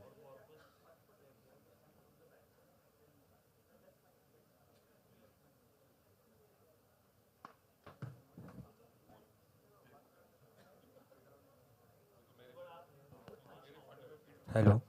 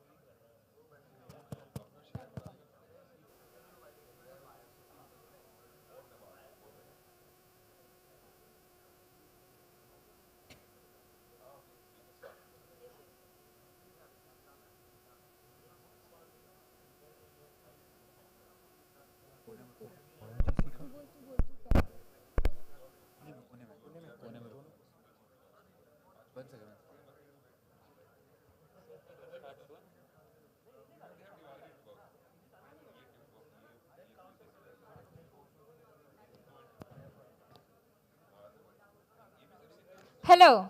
Hello, audience. I ask you all, are you guys ready for the second half of the Pitcher's Valley? Get ready for more groundbreaking ideas and inspiring pitches as startups aim to impress and secure their moment to shine. So far, we've had 4 incredible startups grace the stage. So again, I would request if anyone is outside, please come in as we are beginning now.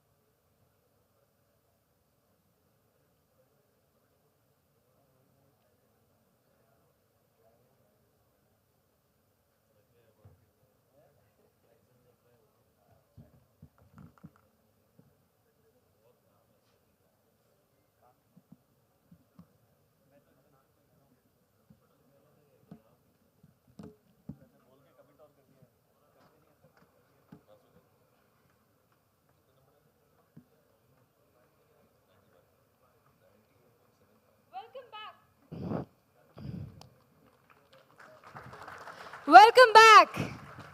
Now we have an amazing lineup of 5 more startups to go. Now let's transition to the lifestyle domain with Tailor Smart, founded by Mr. Pratim Onskar. Tailor Smart connects local tailors and designers to customers through an e-commerce platform and provides door-to-door tailoring and customization. Let's welcome him.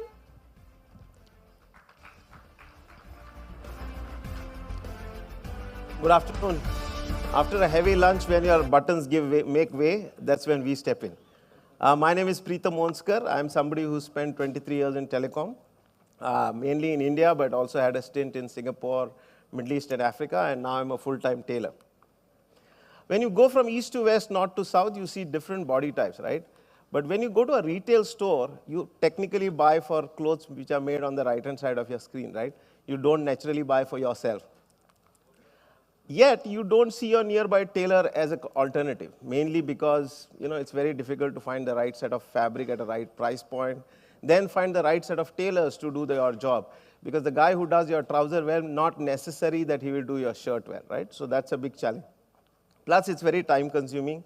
And because of the shrinking number of good tailors, it has also become very, very expensive. And interestingly, all this is happening in a second largest market after food, which is expected to be at $180 billion by 2025 just in India. And recently I saw one more data point which claims that there is another $160 billion market which is in the super end luxury segment for which India doesn't get credit. But I would like your attention to be more on this particular data point which says that only 38% of that market is actually covered by the organized retail, which is your Reliance and everybody of the world, right? 62% of the market is actually still made to measure even in India today, and mostly dominated by the boutiques, the women's who go shopping, and also the B class and C class towns.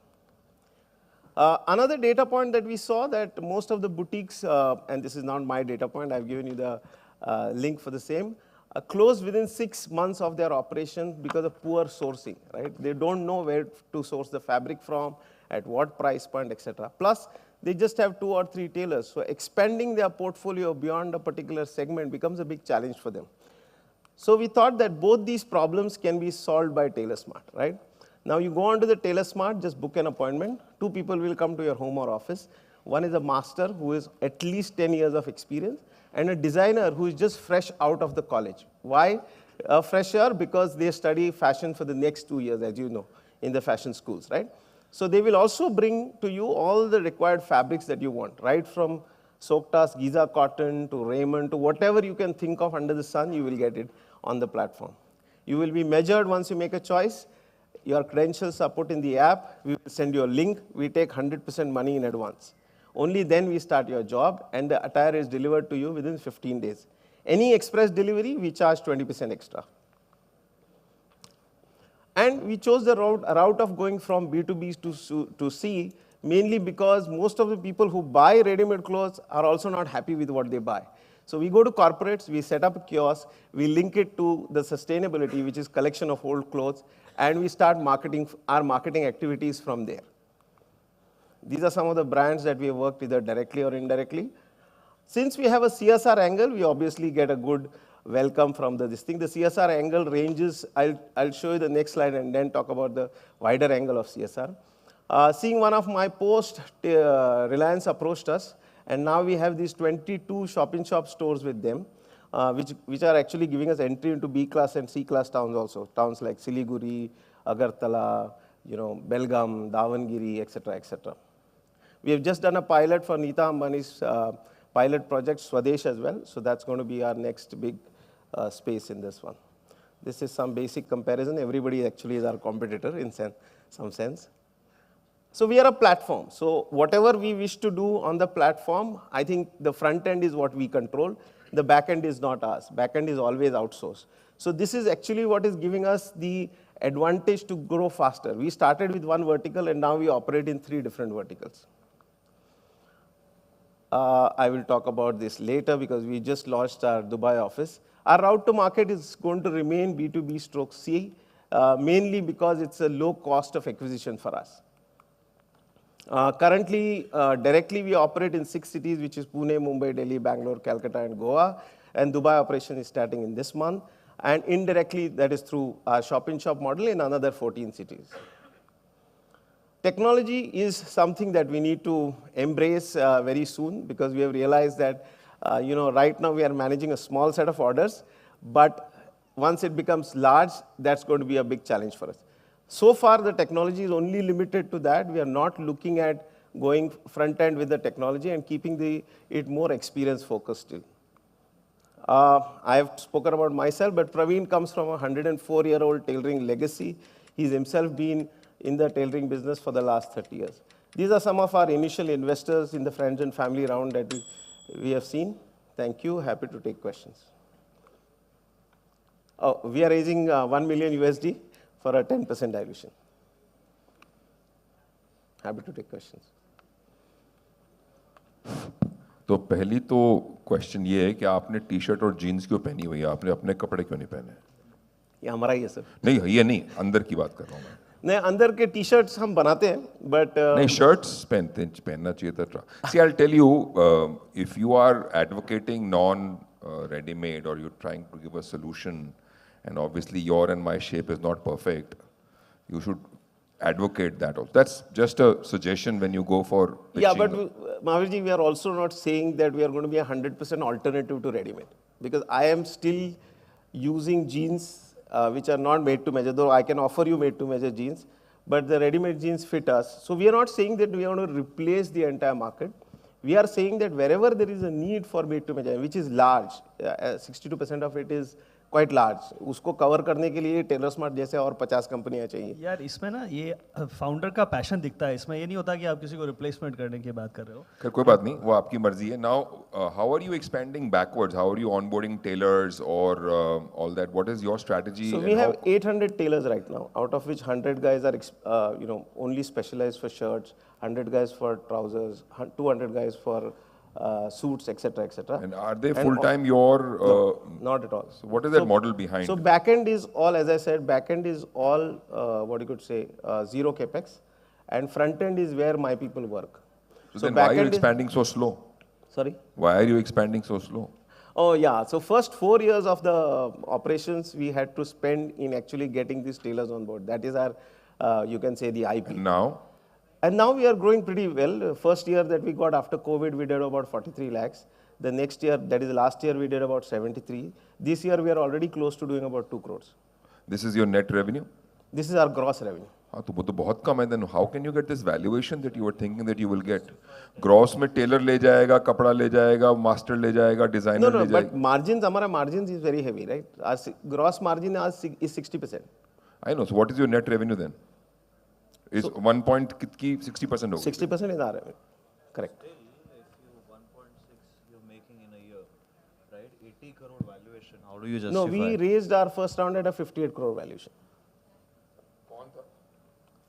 The names I showed you.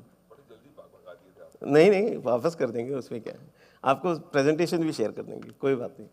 These are all individual investors because the size of the market is something which is large, number one, and there is no, I can safely say that there is not a single made-to-measure player in India which is serving the entire family. कोई है जो men's wear कर रहा है, कोई है जो female wear कर रहा है, कोई है जो बच्चों का कर रहा है. But there is not a single platform which is going and serving the family in the comfort of your home or office. That does not give you valuation. That is not the reason. No, size of the market. I am not relating that to the valuation at all. I am saying the size of the market, if you see, naturally that demand, that is correlated to the valuation.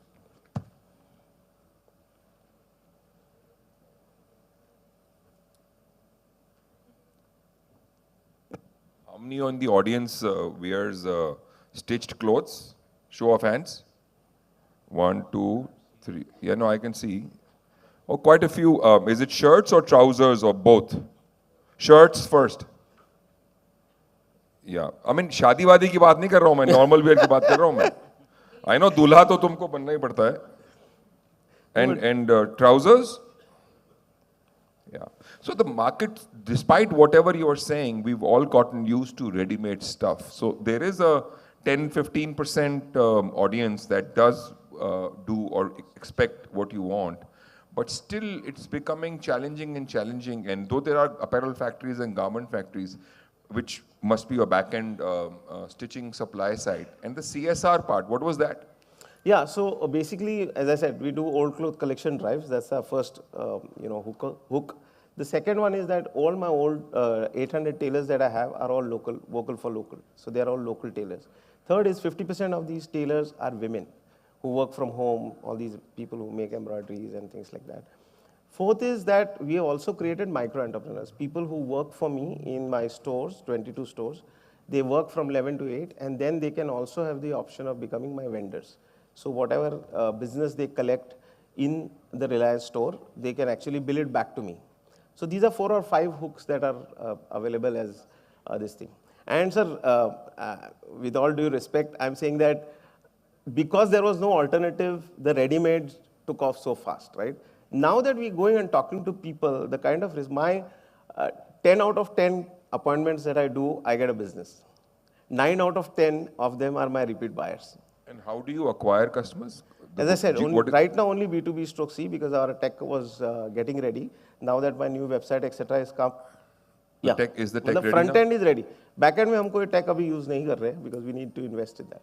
And you would not use AR, VR and other वो हमने study technologies किया to था. measure? We had done the study for that. There is a company called as M. Taylor in the US who tried to do something like this but did not succeed because AI could not, perfectly measure in spite of the best efforts and things like that. It went bankrupt and then, somebody revived it in 2017 and they went back to their old model of, getting the measurements done themselves. But whenever the technology comes, we will do it.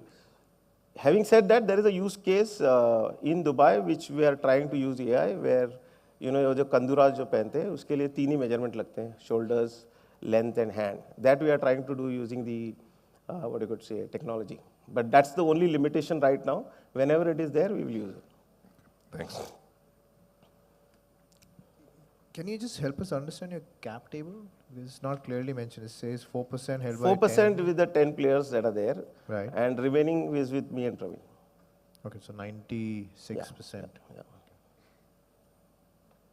And actually when we had opened that round, we had opened it for 2.5 crores, but we stopped at 1 crore because we thought that we'll not need the money that time. As I said, 50% of our money, which is non-reliance, comes 100% in advance. And remaining 50% comes in 60 days. So that's the reason we did not go ahead with the remaining round, though we had commitments. अभी क्या burn है? अभी क्या burn है? अभी हम 5 लाख पे हैं, sir. Because mostly our employees are all freshers, 15-20,000 salaries. We don't necessarily hire all the experienced guys because again they relate us to Mintras of the world, which we are not. We are at a different company altogether.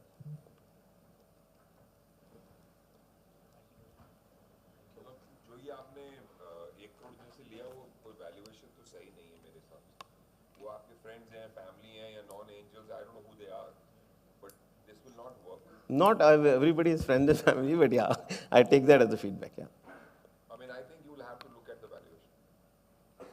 It's a suggestion. Thank you. It doesn't make sense. Markets don't determine valuation at all. मैं चश्मा बनाता हूँ उसकी market बहुत बड़ी, इसका मतलब ये नहीं कि मेरे को उसके हिसाब से valuation मिलेगा. It doesn't work that way. Okay. Take that as feedback. Thank you. Thank you. Thank you, everyone.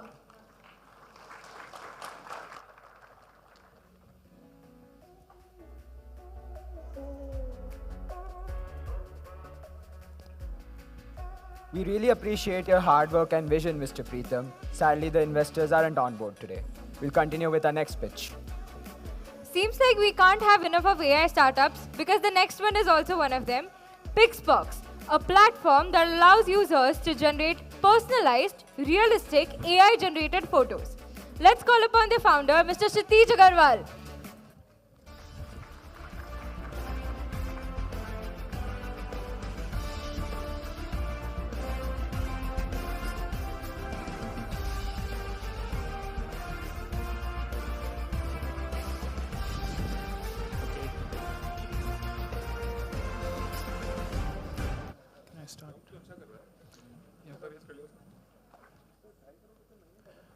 Can I start? Hello? Okay, is it? Yes. Okay, hello everyone. So my startup is Pixbox.in. So both we represent the Pixbox. So we are Pixbox.in, a content creation platform which is powered by AI. So I'm Kshitij Agrawal. I'm Abhinandan Jain. So both we are representing team Pixbox.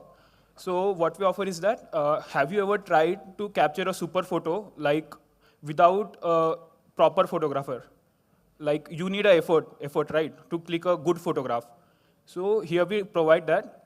You just need to upload 10 photos to our platform and then just give a prompt, what kind of photo you want. And then our platform will generate super realistic photo for you. within seconds. So this is one of our offering. This is AI photo shoot. Apart from that, we have two more offerings with our platform. One is AI influencer. So as you know, world follow the influencers these days. Like if I follow some influencer, if he's doing something, I might try that thing. So, so for looking at that aspect, we have created two influencers basically. One is Naira and one is Akanksha. So like within a week, Akanksha got around 200 followers on Instagram. So basically she's just posting some photos currently. But in future, once she reach to up to certain million followers, then we can collaborate with B2B and do marketing with that. So that AI influencer part. And other one is virtual try-on. So for the clothing brand, like if I'm a small startup, so to have good photos of my clothes, I need to hire some model and all, do spending on photo shoots and all. So it's costly, right? To prevent that cost, we have virtual try-on. Just need to upload one photo of person and upload your garment photo. And we will combine that for you. So it's end-to-end generation technology. It's not like you are replacing the clothes. It's end-to-end generation technology with the virtual try-on. So to whom we are targeting? We are targeting individual person who want to create a super realistic photos of them, and the fashion brands who want to have virtual try-on for this product. But our vision is to create an end-to-end content creation pipeline. Like just give a prompt what kind of video you want, and then it will generate a straightforward video for you. Like you might heard of Varun Maya, who generate AI videos for him. But why to limit a single person with that kind of technology? Why don't we all can do it, right? Okay. Considering our market overview, we can target the fashion brands. The global fashion market is about 1.78 trillion market. And considering their marketing spend of 1%, we can consider that it's like 17.8 million market. And it's a global market. And if we consider the influencers market, the influencer market is almost about $24 billion. And if we like we create models for ourselves as AI influencers, or for influencers or models, which can replace our model in marketing campaigns. Rather than hiring a model, I can create my own custom model, which will represent my brand, and it's my own identity, that brand's identity. So we do not need to pay to the person as a recurring cost. And the brand creation potential, like if we create our influencers and all, then we can create any brands and we can collaborate with them, and we can create our own brands too. That's a huge market if we create that much reach in the social media platforms and all. So currently, we are our business model works like D2C and B2B. So D2C is like for the influencers or individuals. Individuals like I, as a person, if I want super realistic photos, which I can post on my social platform and all. Because today's generation needs a social validation, like yes, I go to trips and all. So for that thing, they can use AI photo shoot. And for influencers to have a daily engagement, they can use this platform. And B2B platforms like fashion brands and any marketing campaigns, they can use their models. And for fashion brands, we provide like virtual try-on. Like if we go to the market, 1,000 rupee per article is the cost for modeling and photo shoot. And we reduce it lesser than the 100 rupees only. So it's like 90% cost reduction for the fashion brands. And brand partnership is with our AI influencers. If they want to showcase their brands with our influencers, then we can collaborate with them too. Our revenue model works like we charge on the pay-per-use model for the model generation and image generation. And also for enterprise, for customization, we cost a little bit more because we generate the images for them. Today, our model is ready. We are online, and we are ready to sell. We are just operating from last 2 months, and now we want your mentorship and support to help us in scale and entering in a new market, because this market is not yet exploded. So we want your mentorship for that thing. Thank you. This AI photo shoot, there's so many apps. Yes. You go there and you put pictures, so many tools, right? The virtual AI influencer, again, there's a bunch of apps and bunch of startups who tried to do that and they failed. right? And the virtual trial room, there is try and buy, you go and check out, they're working with Amazon, etc. And then three things you're trying to do together. Then you're doing D2C, then you're doing B2B. Don't you think you're trying to do too many things? Sir, for this point, like there are many apps, I agree on that. But if you look at the specific things, like I want to create a virtual influencer, but I want clothes on it of my brand. I want to create a photo shoot, but now once I have good photos of me in specific posts, now I want to create a video out of it. Like there are many things that we need to be done, and we have thousands of different platforms which does that thing. So why don't we have a single platform where you can do all of those things? Like you can generate a photo, you can generate a video with that photo. If you want to add some cloth on it, you can do it over here as well. My question is D2C, no? Like ask anyone, they'll go to Google or free apps on iStore, right? Just download, put the picture immediately, nobody will pay. Sir, the Indian customers who are not accustomed to subscription for such tools, correct? Only thing can work out is B2B, which I think so, right? D2C is very, very tough. Last year's like lot of influencer marketing platform raised funding, but they couldn't scale because monetization is very difficult in this space, especially D2C side. Now B2B also, if you work with branding agencies or marketing agencies, they may hire you, right? But then virtual trial room, again, every big e-commerce player have their own virtual trial room. If you know that, Myntra has, Jabong has, all that thing, right? So how do you sustain, how do you scale, and at this level, right? What's your current revenue? How are you doing it? Just if you can answer all those questions. Okay, now India have like one startup for fashion daily, and they do not have money to showcase their clothes with the new ideas, with models and hiring a photographer, model, studio cost. It is a huge cost. So they can use our service at a very low cost because we provide our per image cost is 25 rupees. So if we compare with the actual model and photography cost, it is much cheaper for them to showcase their clothes and also with they can create their model like some traits. Some clothes are from Indian, Asian. That's the thing we can provide. Also, for the yes, D2C space is quite hard, but we can show you the images our platform creates. When we go to some free websites, they just swap our face, attach a new body, or do something like that. But on our platform, we generate a custom model completely for you.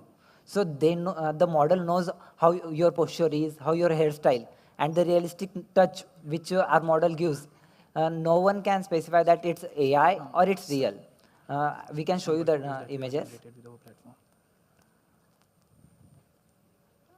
And currently we are trying to collaborate with some fashion brands who wants to showcase their clothes on their websites or have a photo shoot with their clothes.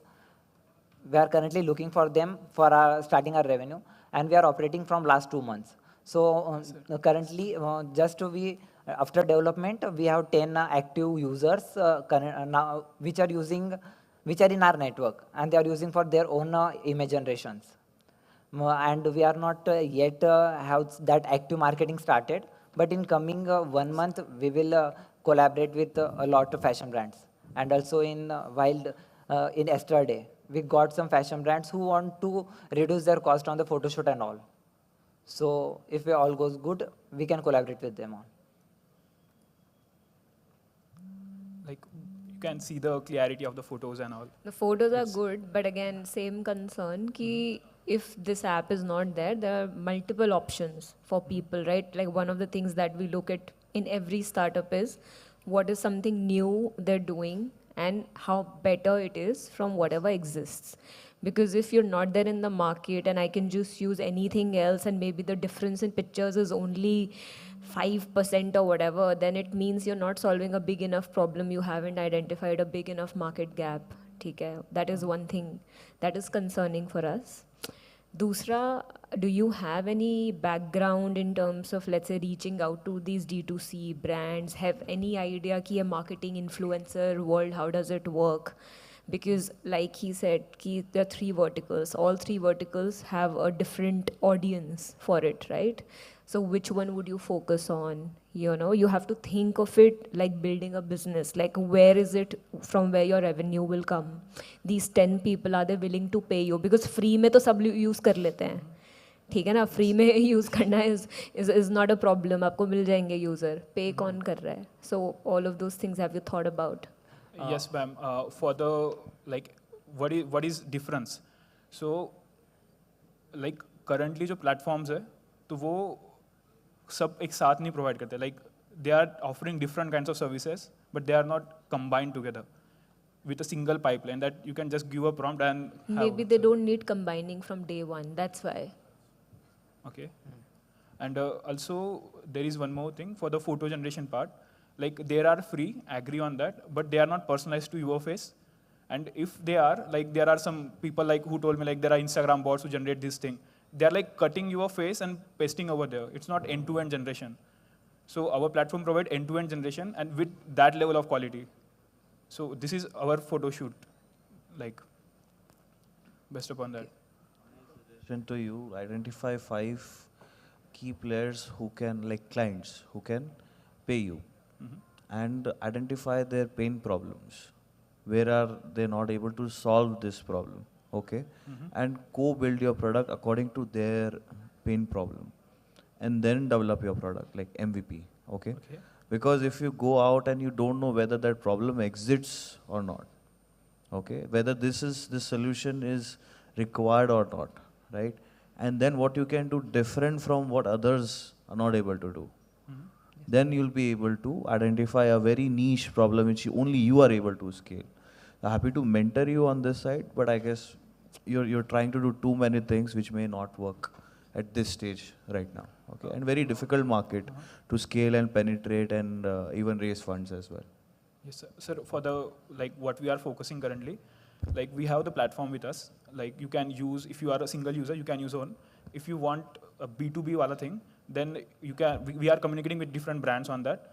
Like we will generate for you, but we are charging little more on that. Like if you are user, then you can use. The platform is there. There is nothing, no need of any mentorship from us for that. But if you want us to do for you, then we are providing accordingly services. What, sir? Okay. Okay. So he's offering free mentorship, and you need to have some revenue traction. So maybe you are right and you can do it, but he will do free mentorship. So check के बिना आपको एक investor मिल गया है, ठीक है ना? तो बिना check के साथ photo तो खिंचवा ले. अरे you are a mentor. Why? They have. I am your mentor, you are their mentor, so it's double whammy for them. So I have a true inputs. Have you looked at this company called Future Studios? So they're a portfolio company of ours, and what you're trying to do, they were very generous in their comments. I'll be just very brutal that you will absolutely fail if you do all these things together. Right? Because Future Studios is one company which is built out an AI influencer which has 300K, 400K followers. तो ही वो brands चाहेंगी कि हम आपके influencer को use करें. You are saying I'll do multiple of these so the brands can help. But developing each AI influencer takes a lot of time. Yes. Right? So you should go look at Future Studios. They're doing that. And there's another company called Filter Pixel, which is in the space of segmenting, right? It's portfolio company. And they segment not AI generated pictures, but they'll soon get into that. They're getting into, they're picking out the best pictures through AI from a repository of, let's say, 1,000, 2,000, right? So there are, as he rightly said, there are many solutions. You've picked up on a nice idea because this line is picking up. But till the time you're focused on a given vertical, this will be very difficult to scale. So just keep that in mind. Yes, sir. And keep conversing with them. Yep. Thank you so much. Sir, we are very happy to have you on board. Yeah. अब तो photo खिंचवानी पड़ेगी. लाओ भाई. Yes. Thank you, sir.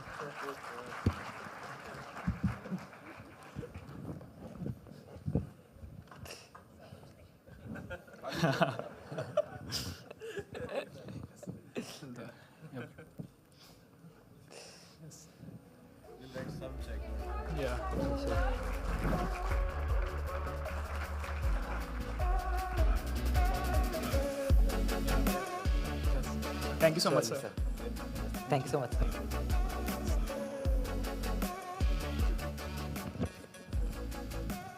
I think we can definitely say that their energy impressed the investors, and that's why Rohit sir is in as a mentor. Our next startup is from the healthcare industry. It is Cosnosis, founded by Mrs. Gilma. Cosnosis is revolutionizing healthcare with its innovative technology of CAN-SCAN. Can we have Mrs. Gilma? Let's welcome her.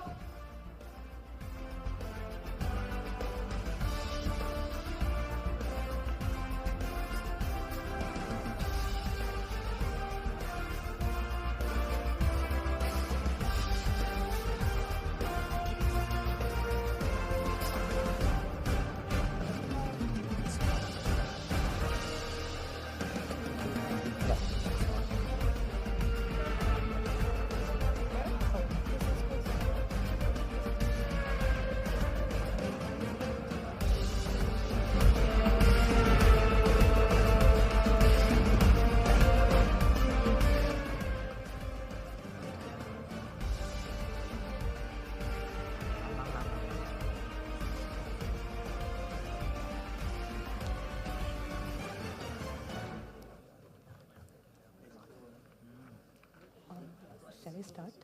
The moment I step in, shall I start? sir. AC कम करो थोड़ा.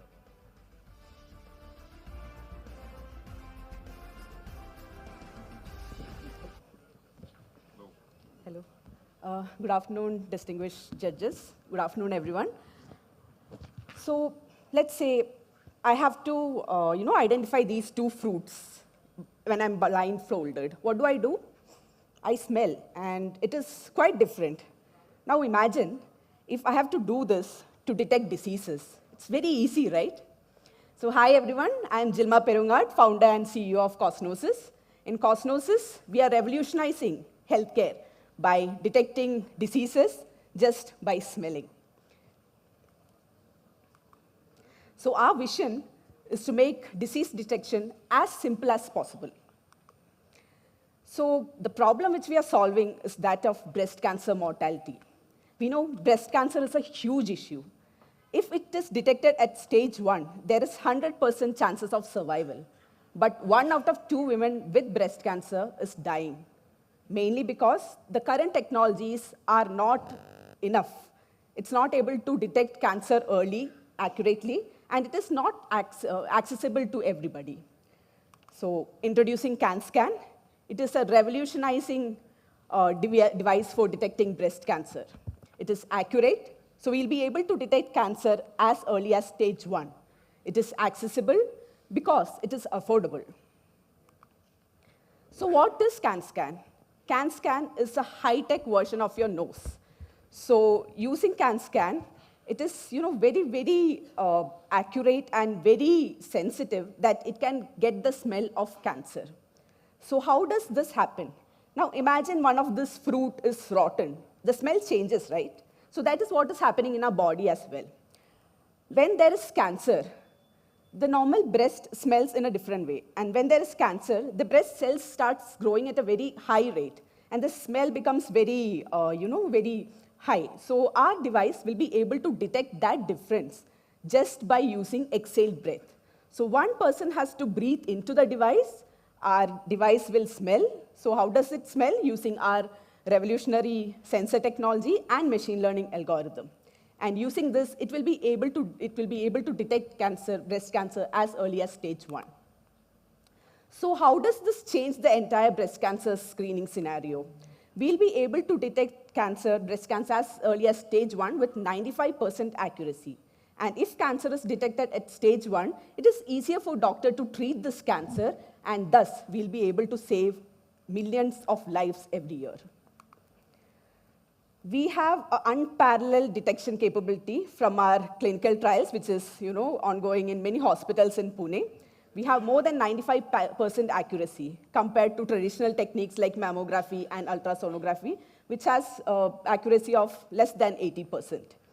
We'll be able to detect cancer as early as stage 1, and when the cancer is minute, like 0.8 centimeter big.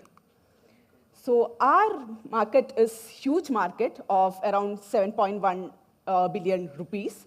And our target market will be hospitals, diagnostic centers, and government screening programs. And this growth will be driven by increasing number of cases and demand for early detection. Now, we'll be generating revenue through our sales of the device, which will be around 6.5 lakhs, and also from consumable sales, which will be 300 per test. And our competition, there are no competitors in India. We'll be first to market. And the other competition is from breathalyzers that is being developed in UK, US, and other countries. And there, it's not very accessible or affordable because it is very difficult to operate these devices, breathalyzers, which is developed outside India. So we are very accurate. Our device cost is 1/10 of what our competitors will be offering for, and we'll be able to give rapid results and ease of use. So we don't require a big, a radiologist or a trained doctor to interpret the results. So we'll be targeting hospitals and big hospitals through KOL engagement. And we are targeting a financial projection of 1,000 crore revenue in 5 years' time. And currently, we are raising around 2 crores bridge round, which will be used for pilot sales and getting the regulatory approvals for our marketing. And this is our team. I'm a biomedical engineer with 10 years of experience. Suman is a software engineer with 20 years of experience. And Ankita is a finance person. And we are also backed by stalwarts and luminaries in the respective field. So we started in 2017, and currently we'll be launching in 2025. And thank you so much. I hope that you will support us in this journey of changing healthcare diagnostics. When you say breath analyzer which can detect chemical compounds, how does it work? So basically, our cells, there is a lot of metabolism that is happening in our cell. And the last byproduct of metabolism is a volatile organic compound, like acetone or ethanol. So we are detecting compounds which comes in this category, but it will be in very minute levels. So, it will be different in a normal cell, and it will be different in a cancer cell. So we are looking at the concentration changes. And when you say 95% accuracy, how you're able to come up with that number? How many patients you tested it? Yes, sir. So we have tested more than 150 patients so far, and from that, the accuracy is determined. So we have done trials in Sahyadri Hospital, TGH Hospital, LifePoint Hospital. The underlying technology in the hardware, right? Yeah. What is it? It is a sensor. We have an array of sensors which will be particularly detecting a class of compounds in the exhaled breath. And how do you train? There'll be training of... Yes, so we have trained using exhaled breath from breast cancer patients and healthy people. Is there any original research on this? Yes, ma'am. Yeah. You haven't quoted any research? Yes. That is what matters in products. Yes, ma'am. Patent is on that particular thing. Yeah, so this technology, people have been developing this for past 30 years. And who are those people? It's a company in UK called Owlstone. They are currently in the market also, but they are specifically targeting to pharma and academic customers. And there is another company called Mensana from US, Breath Biomedical from, again, US, and Enos from Netherlands. Okay, so what stage are you at today? We are currently at the CDSO regulatory phase. So we are currently in the ISO.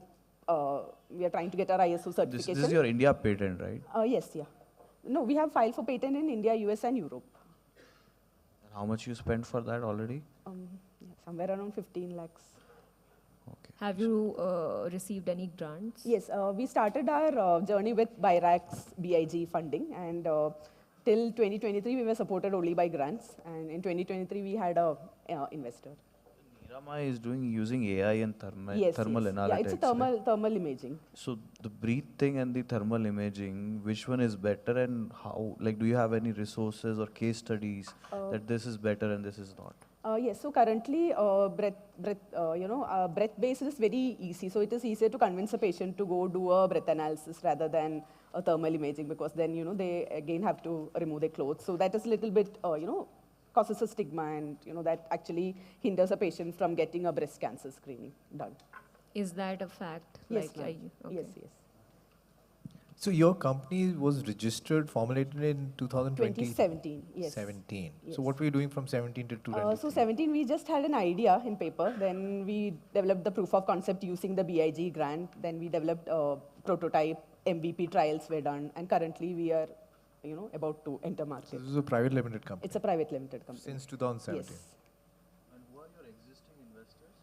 So currently we have our incubator, which is Venture Center in Pune, and then we are also supported by Chellaram Hospital. Do you have any validation from any field experts, big doctors, big hospitals? Yes, so our principal investigator is Dr. Shona Nag, who's top oncologist in India, and Dr. Rakesh Neve. So, the trials which we have done is under the guidance of our principal investigators. And after this 2 crore, what exactly would this be used for? Ma'am, we, to get the clinical, to get the regulatory licenses, CDSU As a license. medical device? Pardon? As a medical device? Yeah, as a medical device, we have to get the CDSU approval to start marketing the device. So currently, we are looking to get that, approval from the CDSU as well as do a pilot sales. So is this device going to be used only for breast cancer or any kind of cancer? Yeah, so this is a platform technology. Currently, we have developed it for detecting breast cancer alone. And just by changing the sensors, we can detect other diseases, other cancers as well.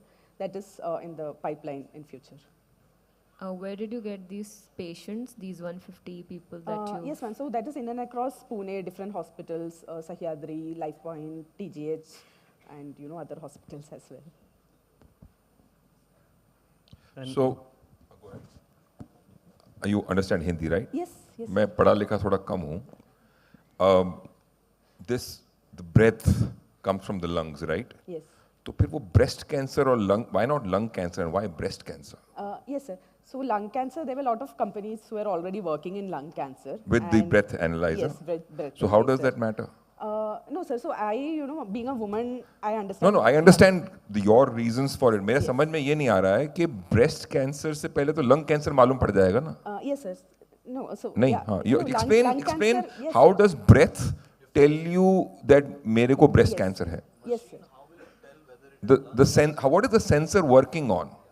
Yeah, so basically, sir, we are looking at chemical compounds, which is the, last product Which comes through blood circulation yes, from yes. the So, lungs and comes... Yes, so what happens is when there is breast cancer, the cells start growing and the chemicals are released into the bloodstream. And from the bloodstream, it comes into the lungs, and from the lungs, it is exhaled out.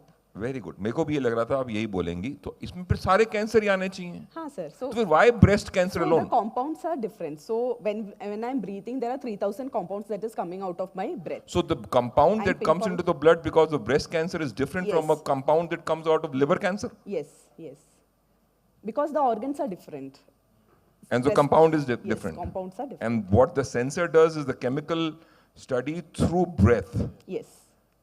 And see कोई again. garlic और प्याज खा के बैठा तो भी आ जाएगा. Yes, yes, because it is different. The compounds are different. So again, So if you eat garlic, it will be sulfur compounds that will be I'm there. just kidding. But Yeah. And what are you raising this money? What valuation are you raising this money? Sir, currently we are looking at 40 crore valuation. And how have you arrived at that number? Sir, because we are closer to market, I mean, and we already have a valuation from past. that's last, not a good last. reason. No, but take it. I know it is you are. Your market- degrees market tell me driven. that you are not a investment. You don't understand the maths of the investment. But fair enough. Sir, this is a very research-intensive, field to develop our own sensors. So it is developed by us in our lab, and validating the sensors have taken a long time. Then You have IP device. now on this? Pardon? Patents? Yes, Yeah, yes. So, It's yeah, applied patents for. are in the final stages of, getting ये granted. तुम लोग 7-8 साल का क्यों पूछ रहे हो? अगली की इच्छा है वो पार्ट टाइम काम करी थी पहले 4 साल. मतलब कितना तुम सवाल में यूजलेस सवाल करते हो. आज क्या है वो पूछो ना. Technology development, so you can think like 5 years it takes to get a PhD. So that, all that research we have done in our own. PhD, who's... No, what do you- what I'm saying is any research from, ground level, if you have to bring it up to a stage where you नहीं, can. वो तो we know, but this is not your original research. That was the first question I No, asked. it is my original research, ma'am. Okay, great. Yes. So you should tag that research Yes, in yes, the yeah. presentation next Yes. time because that is crucial. I Yes. mean, hardware is not the complex part. The research underlying the Yeah. entire product is the crucial part. Yes.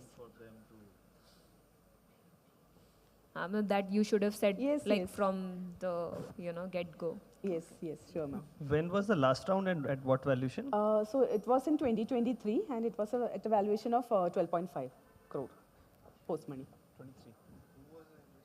Who was the investor? The hospital? Yeah, hospital as well as incubator. Both of them? Yeah. And you raised how much? 2 crores. 2 crores. ठीक है. We'll need I would like to look at it. More details and then we'll take it forward. Bhavna? I think.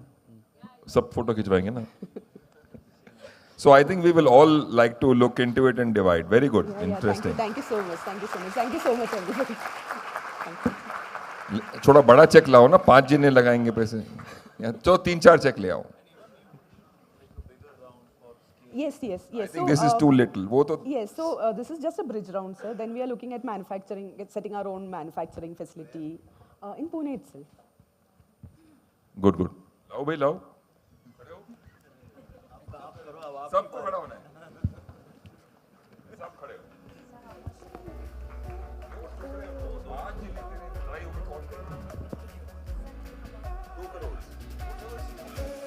Thank you so much, sir. So generous of you.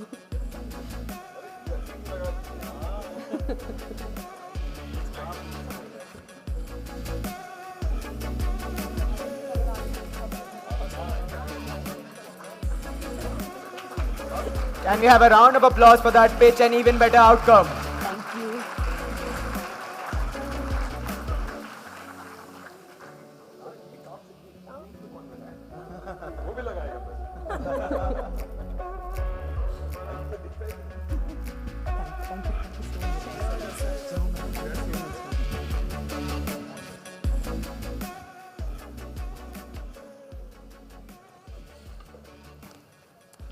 Now, we call upon Mr. Aditya Dengre, founder of Denix Devices. They specialize in turning innovative ideas into reality by designing and developing products from scratch. Let's welcome him.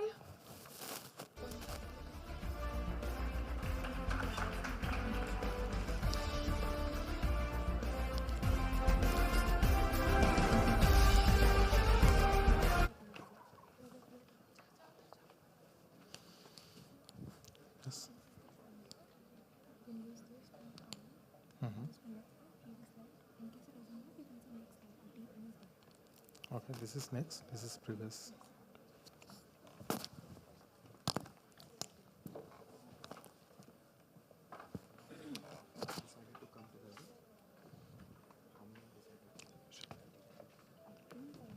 Hello, my name is Aditya.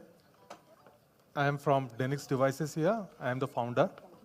And we are into indigenous electronic solutions, designing, developing, manufacturing, and also globally sourcing components. So we started at 2021, September, and the very next project was electronics muscle stimulation system for us. And then we made a strategic alliance with one harness manufacturer to, they were actively involved in defense supplies. So we got that orders from there to make PCBs for them. Last year, we just turned to private limited company. And this year, we have upgraded ourselves to be an PCBA manufacturer rather than just a prototype manufacturer. So right now, the situation is when any SME wants to create a new product, the electronics becomes an hurdle for them. Just because there are, it is a stiff curve to learn or adopt the systems into their company, existing company.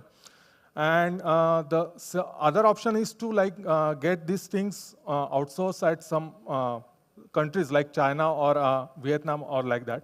But again, in there, when you do such a thing, there are many import hurdles.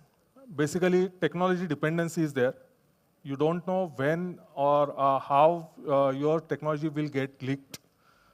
when or how the supplier denies to give you the supply and all those things. The other thing is basically people try to keep themselves away from electronics development is because of investment and trials and errors required for that. So we come up with the solution, the complete electronics design development services, along with electronics manufacturing services, and globally sourcing the components as per the customer's requirement. We have currently developed many prototypes and serving to many customers, mainly into defense. This is our revenue for last 4 years. And just last year, we got our certification from NABL for our PCBs. And we got our business chunk from defense. And that's how we are having this uprise in revenue. This is our projection for next 4 years. Within next 4 years, we have targeted to reach at least 7.5 crore. So revenue breakdown is 60% coming from defense, 22% is coming from 22% coming from off-road equipments, construction equipments, and 18% coming from agriculture. So we student groups, startups, medium scale, large scale industries, all are in our clienteles. Our ask is 3 crores at the valuation of 30 crores. That's all.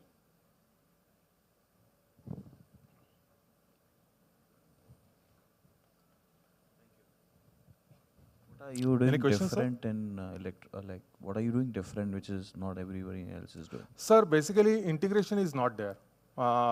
Many small scale industry or many small scale setups do provide only designing or only manufacturing, or many a times they don't go for value addition services also. For the value addition, we support our customers with technical representation to their customers or their clienteles, basically. So that is additionally out there.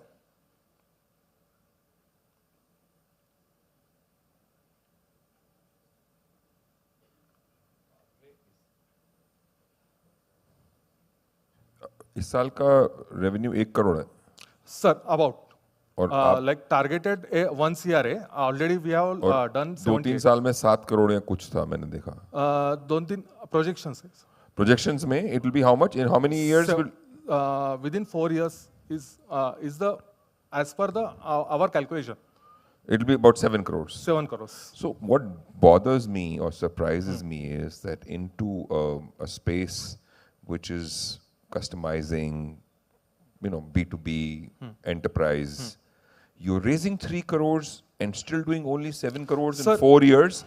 It doesn't make mathematical sense. Just give me a moment. 7 crore projection is like before getting funded. 7 crores without being funded. Without so being what funded. will happen with funding? Sir, it will be within 4 years, it will be around about 70. But what will change with 3 crores? Sir, 3 crores में मेरा team size change हो जाएगा and मेरा जो setup है उसमें तो आपके कहने का मतलब है ऑर्डर की और काम की कमी नहीं है, पैसे की कमी है, तो बैंक से क्यों नहीं लेते हैं? Sir, that is because I don't know the way to convince banks. Collateral. No, sir. No, I don't have that much of resources. Collateral पे देगा ना bank 3 crore. Or rather than giving equity to people, idiots like us, get a partner who has collateral just for to give him 5-10%. And repay the loan and get the money back, and you'll keep all the equity and make more money. For example, किसी के पास अगर 2 करोड़ की land है, उसको collateral दो, उसको उसके बदले में 10% मुनाफा दो, 3 करोड़ बैंक से लो उसको मॉर्गेज करके 70 करोड़ करो, 8 करोड़ कमाओ, उसको 1 करोड़ एक्स्ट्रा दो, उसका लोन भी पूरा और वो भी पूरा। सर इसमें क्या होगा ना, सिर्फ मेरे पास पैसा आएगा, मनी आएगा, बट जो एक्सपीरियंस रहता है बिजनेस करने का और बाकी तो वो तो आप स्टाफ रखोगे ना, टॉप मैनेजमेंट आपकी, हमको थोड़ा ना आइडिया आप क्या कर रहे हो। सी हम तो आपको राय दे रहे हैं because see your model is not investable, okay, it is a debt model if at all, and you can scale up, and I would rather have a strategic partner who has knowledge and collateral and can invest money. It is a better option for you. That is why मैं आपको घुमा के इसीलिए समझने के बाद यहीं पे इसीलिए लेके आया हूँ। Okay, think about it. ठीक है? Right. Thank you. Right. Thank you. Are you ready for a small check? Yeah. 25 lakh. Against? Equity. Whatever equity that लेकिन we negotiated. मैं सुन लो क्या जवाब देते हैं आप। हाँ बोलो बोलो। सुनने दो ना भाई उसके। सर इक्विटी के अगेंस्ट, लेकिन आप at what valuation you are considering? Negotiate करेंगे जो भी आपको पैसे चाहिए, एक स्ट्रेटजिकल इन्वेस्टमेंट चाहिए, तो उसके लिए we are good to go. Okay, we can discuss. Okay. अरे लेकिन आप 25 लाख से 3.25 करोड़ कहाँ से लेके आओगे? Sir it's not about only like partner लाएगा भाई। अरे मैं हेलो मैं मेंटर कर रहा हूँ फ्री में। आप मेरे को आप क्यों 25 लाख के लिए हाँ कर रहे हो? आप 3.25 करोड़ का बोलो, 25 लाख तब लूंगा जब 3.25 करोड़ आएंगे तब। वो तो आप लोग आगे नहीं, ये तो यहीं गाड़ी यहीं रुक गई, इसके आगे आया ही नहीं रेलवे स्टेशन से। देखो सर क्या है कि मेरे को नहीं but Sushil, what is the point of giving 25 lakhs if he can't secure 2.75? I feel is he needs a lot of the way he has created a presentation, the way he has created things, he needs a lot of mentoring in the floor. And you are paying to be a mentor? Yes. Okay, good. Sir, we are known as a Sir, to be honest, this is my अपना first check time. लाया जाए। So the Marwadi Catalyst punchline is we are mentors with skin in the game. So I think that's where I would like to play. Check लेके आया जाए। मुझे लगता है कि कोई फोटो भी खिंचवाने में मजा आ रहा है किसी को।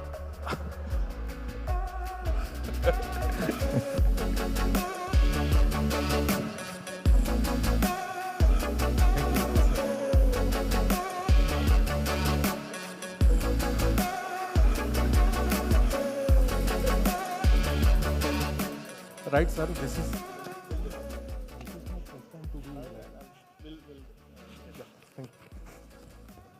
चलिए जी। Congratulations to Denix Devices. Up next, we have Mr. Vivat Rangari representing Koira, an innovative AI and 5G powered music ecosystem. Get ready to be amazed.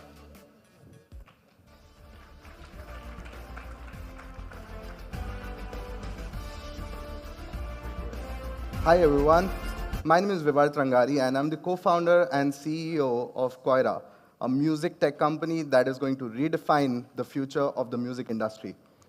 Hello investors, today I'm here to raise 50 lakh rupees at a pre-money floor valuation of 35.45 CR. The music industry currently is strapped with outdated systems. In India, almost all the industries are digitized and revolutionized using technologies. But the music industry is still outdated. If you want to collaborate with a musician remotely, you face latencies of around 50 to 100 milliseconds, because of which real-time music creation is not possible. If you come up with a great musical idea, it's really difficult to convert that idea into a commercial quality product which is ready to go out on Spotify and Apple Music. There are more than 50 million creators out here in India. Only 2% of them have their music on Spotify or Apple Music or any other commercial music platform. And apart from that, there is no digital music infrastructure for the music industry. So if you want to book musicians, producers, or studios, even in cities like Pune or Mumbai, it's very difficult. You have to go through a very long process. Through Koira, we're building a one-stop solution for the music industry, which is powered by AI and 5G, where technology meets creativity, empowering the future of music. Through our solution, we provide 3 major features. Number 1, an ultra-low latency remote jamming service, which works on 5G edge computing technology for the musicians to jam as well as broadcast their performance remotely. We have a mobile app which helps you book musicians, studios, and producers around you, and proprietary AI models which can help you produce the first draft of your music track within seconds just with a text prompt. The AI and 5G is a technology which is completely transforming the music industry. And we have seen in the past year that many of the musicians from the music community have started adopting these technologies. Our business model is a mix of subscription-based revenue, commission-based revenue, and revenue coming from direct sales. We charge a subscription of around $15 a month for AI-assisted music production and ultra-low latency jamming, and a commission of 10 to 25% from studio partners who get access to the partner app and get access to the marketplace. Also, we have a direct sales model where which is for enterprises, wherein we provide custom music production services, sonic branding solutions, as well as custom AI model development. The music industry globally is growing at a great pace.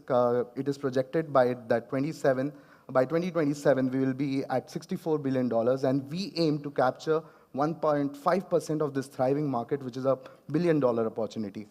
So far, we have 200 plus studio partners all over India. We are currently operational in 13 plus cities. We have 12,000 plus downloads all over India. In Q2 2024, we saw a revenue jump of 4x, and currently our monthly MRR is 10,000 plus US dollars. These are some of our achievements. We were winners at Dr. Ambedkar Entrepreneurship League, which was by Government of India. We were winners at the Global Startup Program at Sushi Tech Tokyo last summer, and we are amongst the top 20 startups at Seed Spark program, which was by Stanford University. These are some of our competitors, and the way we differentiate ourselves is that we are tailor-made for the Indian market. We are making sure that we capture the dreams of the creators out here, and we are a one-stop solution, so you don't have to go elsewhere for any of the music requirements. This is a little bit about our team. Myself, Vivat, I have 5+ years of experience in music production. My co-founder, Tanmay, is from company Book My Show, Pragati from Porter.com, Professor Abir De from Computer Science Department of IIT Bombay as an AI research advisor, and Yoichi Ito, who is our mentor and advisor from Tokyo. Now, I would want to show you the vision for our company for 2025, as the theme of this event is Voyage of Visionaries. Please play the video.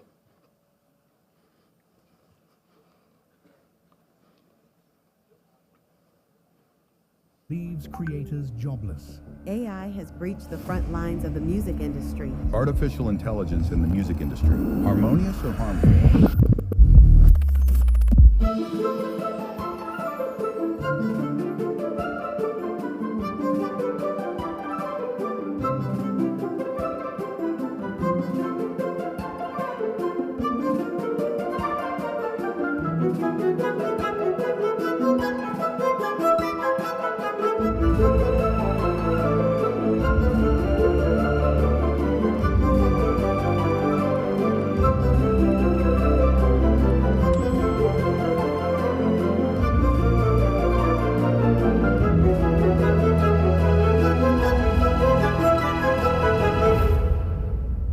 Thank you so much. I'm open for questions.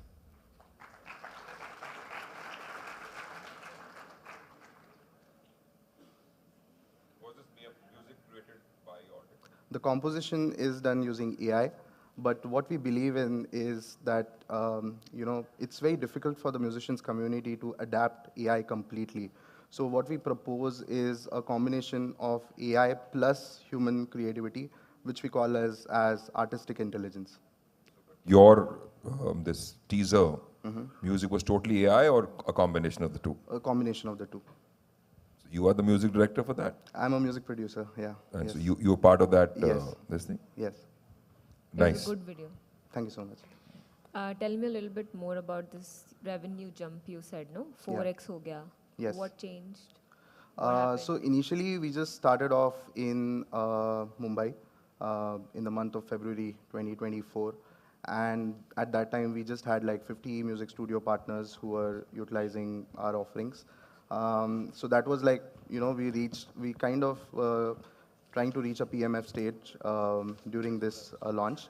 But then after that, we grew our team size and started operating in almost 13 cities.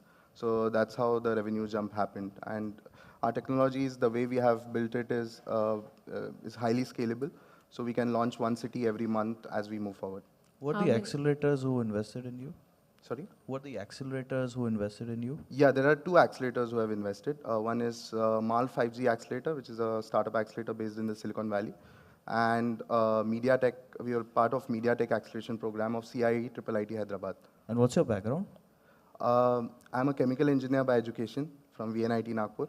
And after that, my passion towards music made me get a certificate in electronic music production from School of Audio Engineering.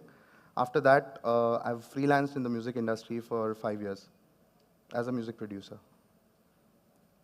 Tell me a little bit more about this whole, like how many paid subscribers are there, or I want to see like 10K you've reached, na? Yes, MRR, 10K So MRR. this year, what are you projecting? So this year we'll be projecting, like for 24-25, we'll be projecting around, you can say, $100,000 in revenue. Is it a rough number or there's some calculation? There's some calculation supporting it, yeah. Split the revenue across 3 streams, commission, subscription. Current or projected? This Projected only, 100K, Yeah. how much is MRR in terms of subscription? How much is percentage of commission?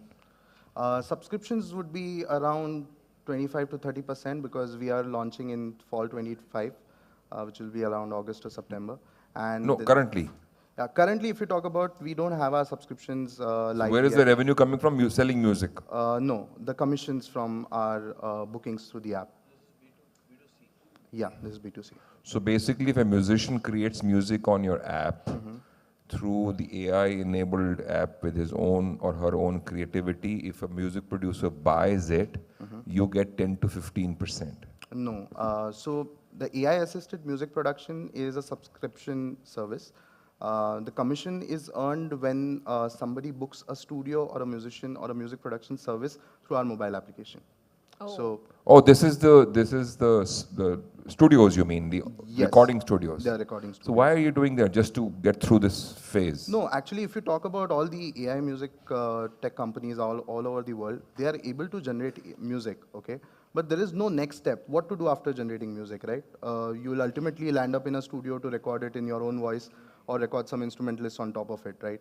The other companies out there in the world are selling AI music as a product, but what we are selling is AI-assisted music as a product. How many cities do you have studios in? 13 cities now. And how are you expand? They're coming on board on their own, or you're adding them? What is the? Yeah, that's like initially in Mumbai we had to go and visit every studio by ourselves and introduce our product. But later on now, we are doing virtual onboardings for all the studios all over the city, all other cities. How they are coming on board, almost 90% of them are approached by us, 10% of them coming through word of mouth. And who's the investor? So we have almost three major investors on board. MAL 5G Accelerator, as I mentioned, invested in us at the pre-seed round. After that, we got incubated with Sign IIT Bombay. So they are the incubators supporting us. And we have recently received some angel investment from Japan, which was around 1.25 CR. Wow. Yes.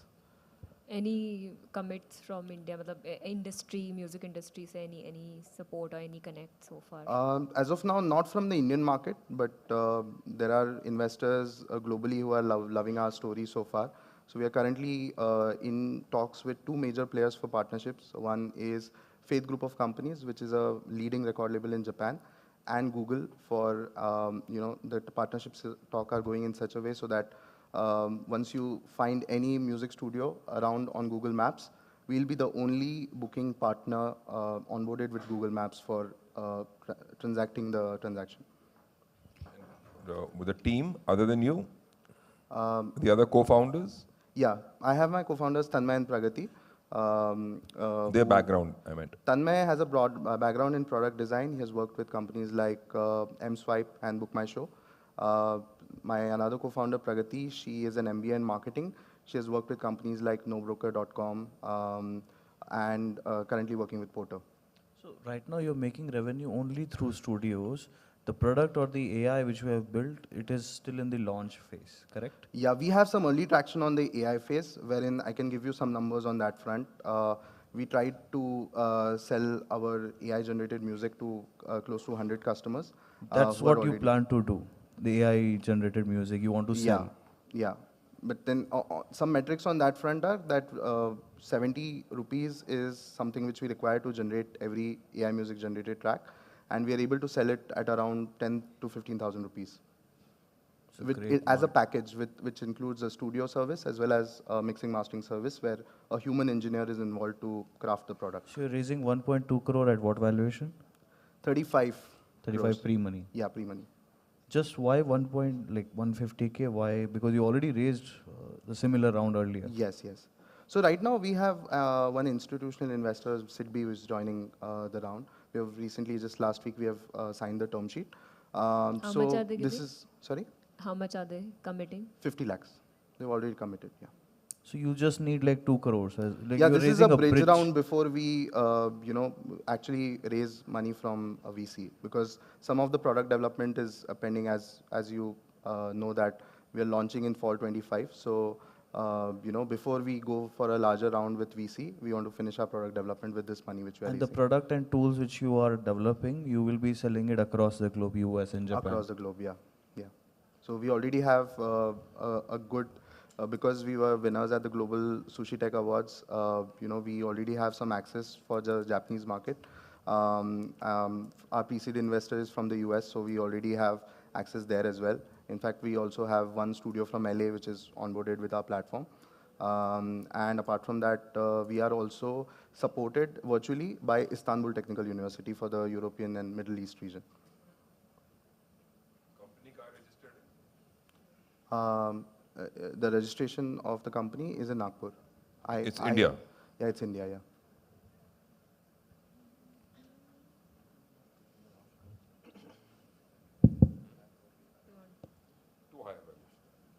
Well, the valuation is too high, and my concern about the valuation also comes from the fact that right now the revenue that you showed is not tech revenue, right? I mean, tech तो use हुआ ही नहीं है आपका अभी.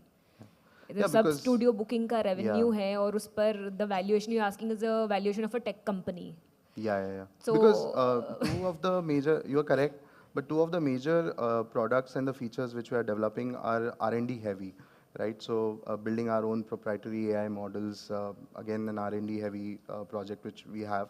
And apart from that, we are... well, my concern is there's no validation of the tech. That's what I'm saying. I understand the development partner, but I'm talking about the validation. You develop something where, but you also parallelly need to show some sort of validation. Ki, I have some buyers, I have some strategic interest. Get me some quotes from music people industry, because what you said, AI music selling platforms in India are there, making revenue on it, where they generate proprietary music and they're making revenue from that, right? Yeah. Those people I have evaluated, and there are people from the industry who are very, very keen on buying their product. Right. I don't see that in your slide. And then I see the valuation, so that is not making sense to me. I understand the tech part, that development is heavy and all of that, Right. but I still want to see who is buying it. I appreciate the technology, but still, the business side I need to see. So your question is that you want to understand who is actually our I primary need customer? more validation from the industry people, because right now your revenue is a different vertical altogether, but it doesn't match the numbers that you're asking. Perfect. All right. Any other questions? This is everyone's opinion on the valuation. All right. Perfect. Thank you so much, guys. Thank you. Yeah. Bye.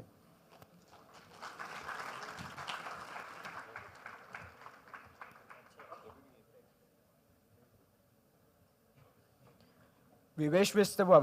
Vivarth all the very best for his future goals. Wow! Incredible startups grace the stage today with their electrifying pitches. Each presenter truly exhibited their unique vision, passion, and innovative ideas. We would now have Mr. Chirag Tanna sir for the felicitation.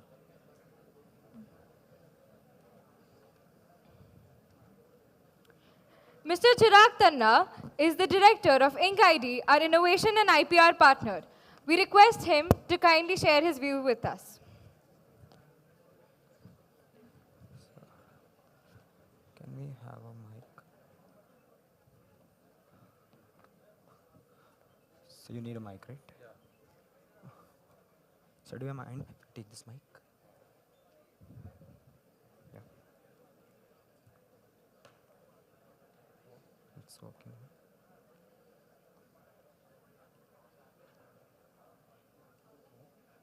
Just a second. Mic. मैं मेरा कैसे दूँ? Stage से ही mic लिया मैंने.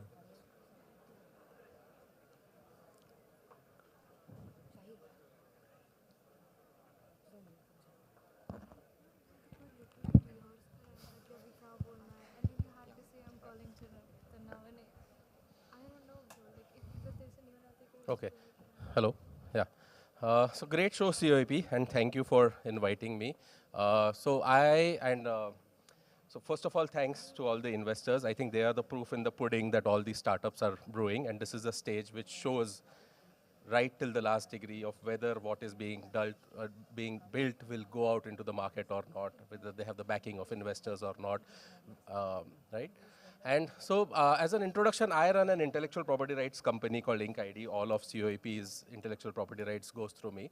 But having said that, I have been doing this for 20 years, and I've seen at least 2 or 3 life cycles of startups go from 0 to 100. Every life cycle is shorter than the past. So what used to take 10 years earlier on takes maybe 7 or 3 years right now, going from 0 to 100. The point that I'm trying to make here is, so as a company, we also get involved in commercialization, whatever we have protected for startups in the past. We have a Singaporean office where we try to get involved in investments if it comes from a strategic perspective, if we are able to commercialize them in ASEAN countries where we have access. But the simple one point that I want to make is, so at the stage where this country is or where the earth is, we have seen at least 4 pivotal points. One, let's say for India, pre-liberalization, post-liberalization, pre-internet, post-internet around the years 2000, pre-social media and post-social media around the years 2010. And this decade is marked by a very clear divide, which is not just India, but for the globe, pre-pandemic and post-pandemic. As a country, we are at a stage where IPs are being talked about. Of course, every investor asks for it, but that is what we are entering a stage where finally, after 75 years of independence, we will be moving from a developing economy towards a developed economy. And in my world, this is how I look at it, right? If you have, I mean, fights over properties and all will never start. But if fights over intangible assets, something that cannot be seen but is impactful, cannot be measured but can be valued. If those fights we have started having now, that means that we have stepped into the startings of a developed nation. That is my take on these things, right? Yeah, with that, thank you very much, and we'll felicitate the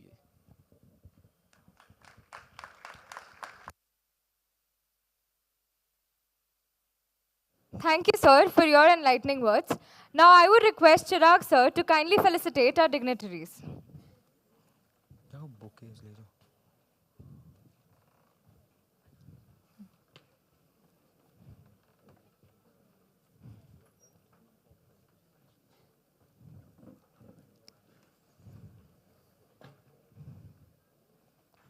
Mr. Sushil Sharma, sir.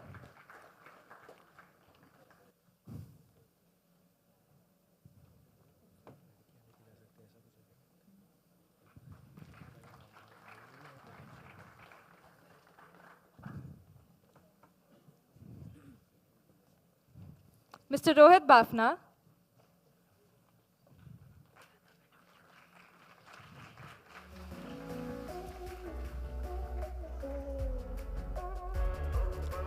Mr. Shashank Randev.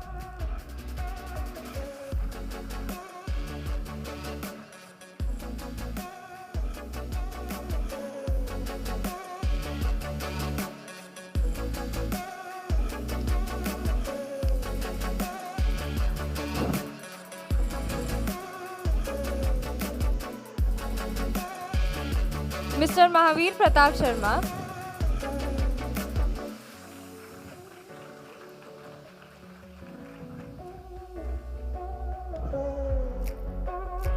and Bhavna Bhatnagar ma'am.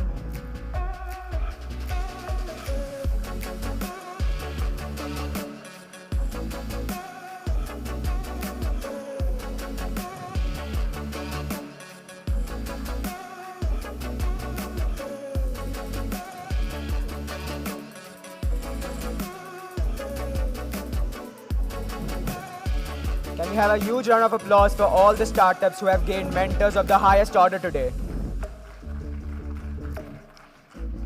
Now, can I please request the investors to take a group photograph with our PSF secretary, Deep. If any of the investor want to share something. Okay. Before the group photograph, if any of you have any feedback to give or want to share anything about your experience. Sure.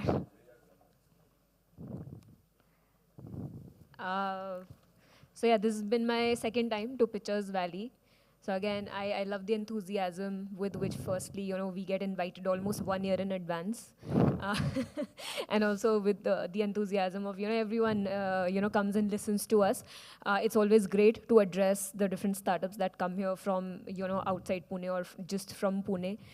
This time also we had very interesting startups. I think we gave commitment to total 4 startups, if I'm not wrong. Yes, ma'am. So I think 4 out of 9 is not bad It's a at great all. number. So Can you kudos give it up to the for that? team. So I mean, great work, and we would love to come here again. And thank you so Sure, much. ma'am, sure. Anyone else would like to enlighten us? I think good experience. This is my first time, and I'm also a Symbiosis alumni. So it's good Great, to sir. be back to, after like 8 years, I'm back to Pune. So I think, and I met interesting startups. Let's see what we do with the companies and we'll take it ahead. Thank you.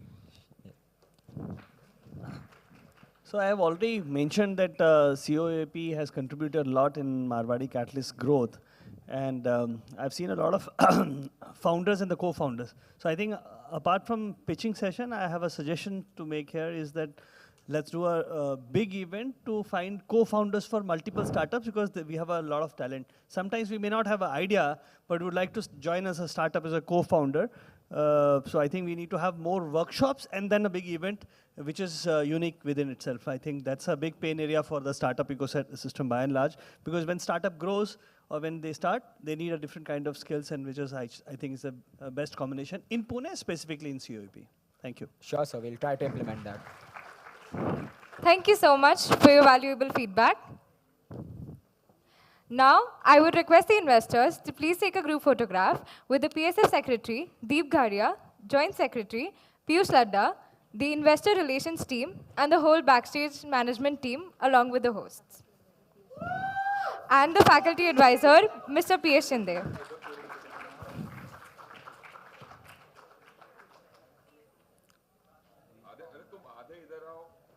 Yes. Please.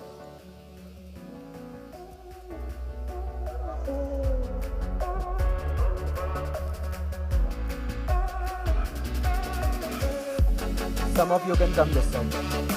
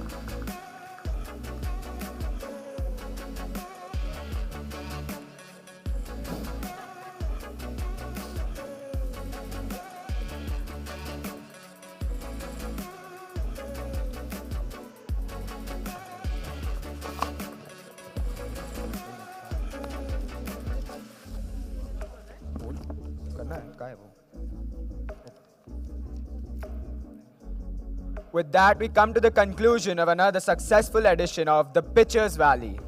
We sincerely thank all those who have made this event possible, the Apex investors who came all the way here. the startups that presented today, and finally, our dear audience. Until next time, keep dreaming and innovating relentlessly. And that was the successful edition, third edition of the Pitchers Valley. Thank you. Thank you, everyone. We'll see you next year.